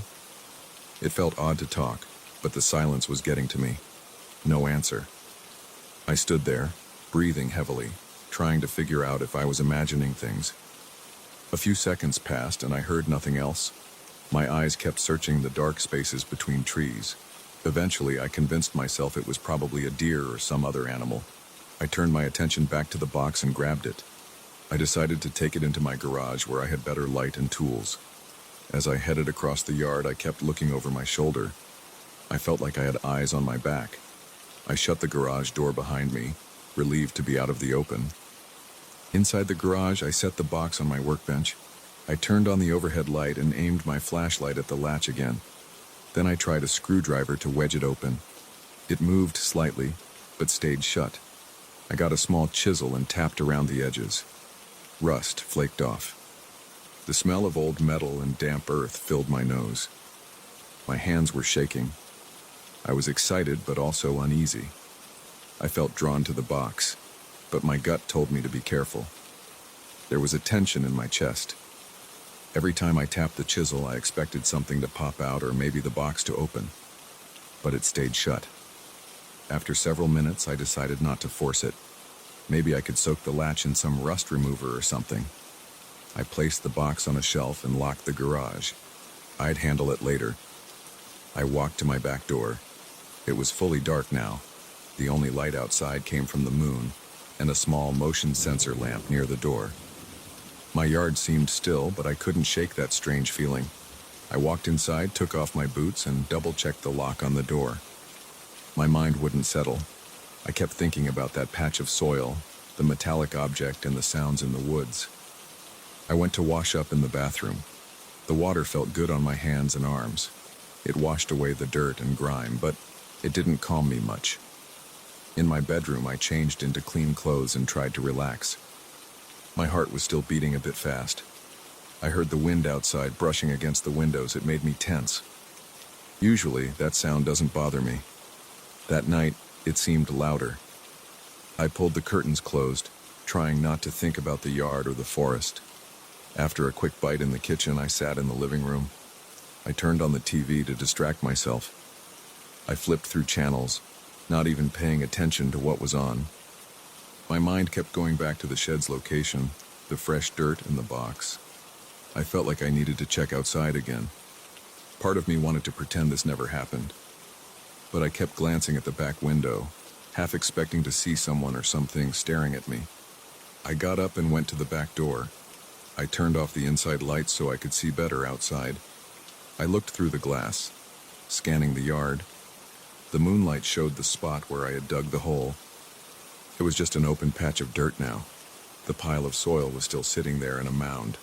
The breeze shifted the grass. I saw the outline of trees beyond the fence standing like tall sentries. I didn't see any movement. I didn't hear anything, but my stomach felt tight. I stood there for a full minute, barely blinking. My fingers were clenched on the doorknob.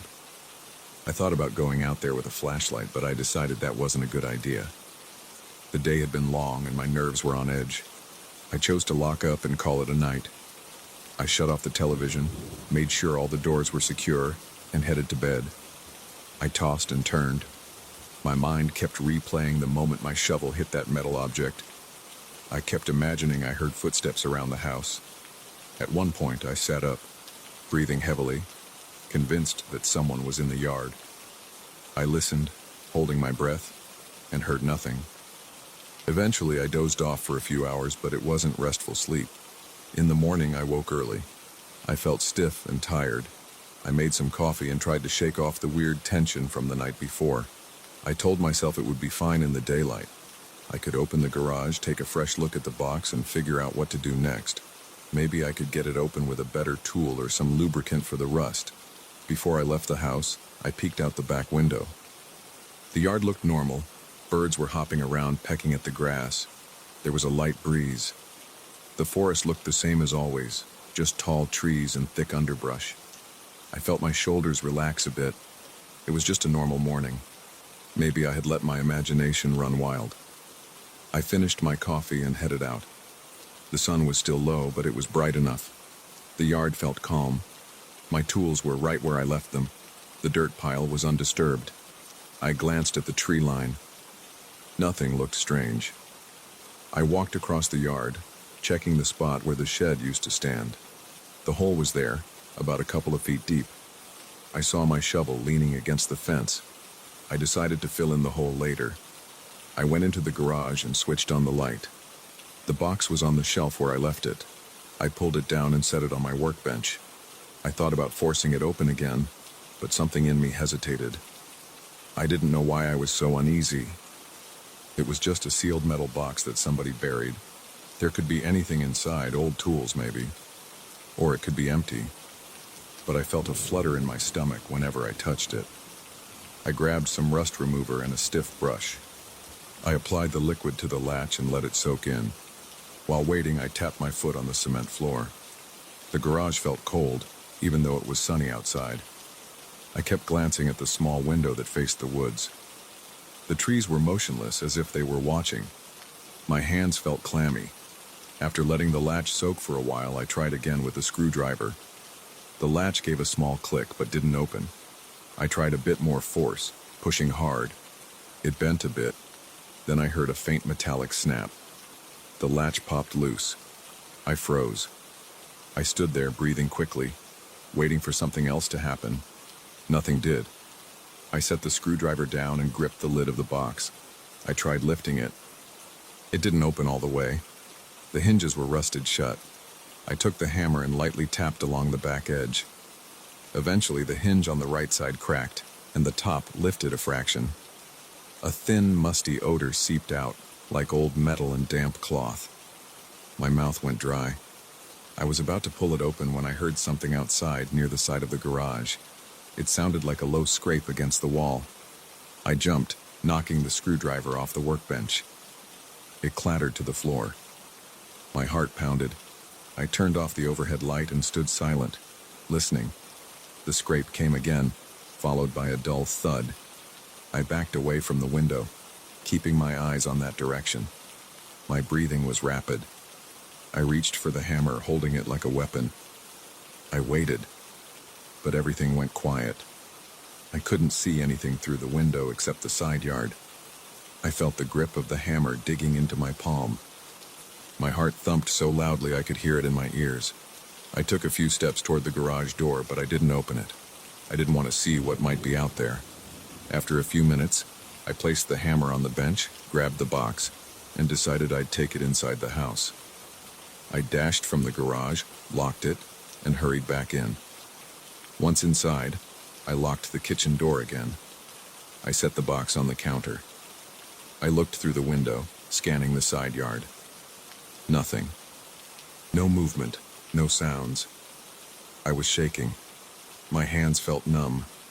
I forced myself to take a few deep breaths. Then I turned my attention back to the box. Its lid was still slightly open. I could see darkness inside. I pressed my palm on it. It felt cold. I'll open it, but not now. I need to calm down first. I need a moment to think. There's something off about this. I keep hearing noises out there, and the soil under that shed was fresh. Someone or something buried this box not too long ago. I don't know why, and I don't know who. But I feel like whatever is out in those woods doesn't want me messing with it. Or maybe I'm losing my mind. All I know is my pulse won't slow down, and every creak of the house makes me jump. I'm just going to sit here for a bit and gather myself. Then I'll figure out what to do next. Maybe I'll open the box. Maybe I'll leave it sealed. Right now, I can't decide. All I can think about is that moment when I realized I was being watched. That's the part I can't shake. The feeling that someone was out there, silently standing among the trees, waiting for me to dig up that box. And now I have it, right here in my kitchen. I can't ignore it. I can't forget that patch of dirt. I can't pretend everything is normal. I just need to keep my eyes open and stay alert. If there's something out there, I'll be ready. But I don't think I'll sleep well tonight. Not with this box in the house and the memory of those silent woods behind me.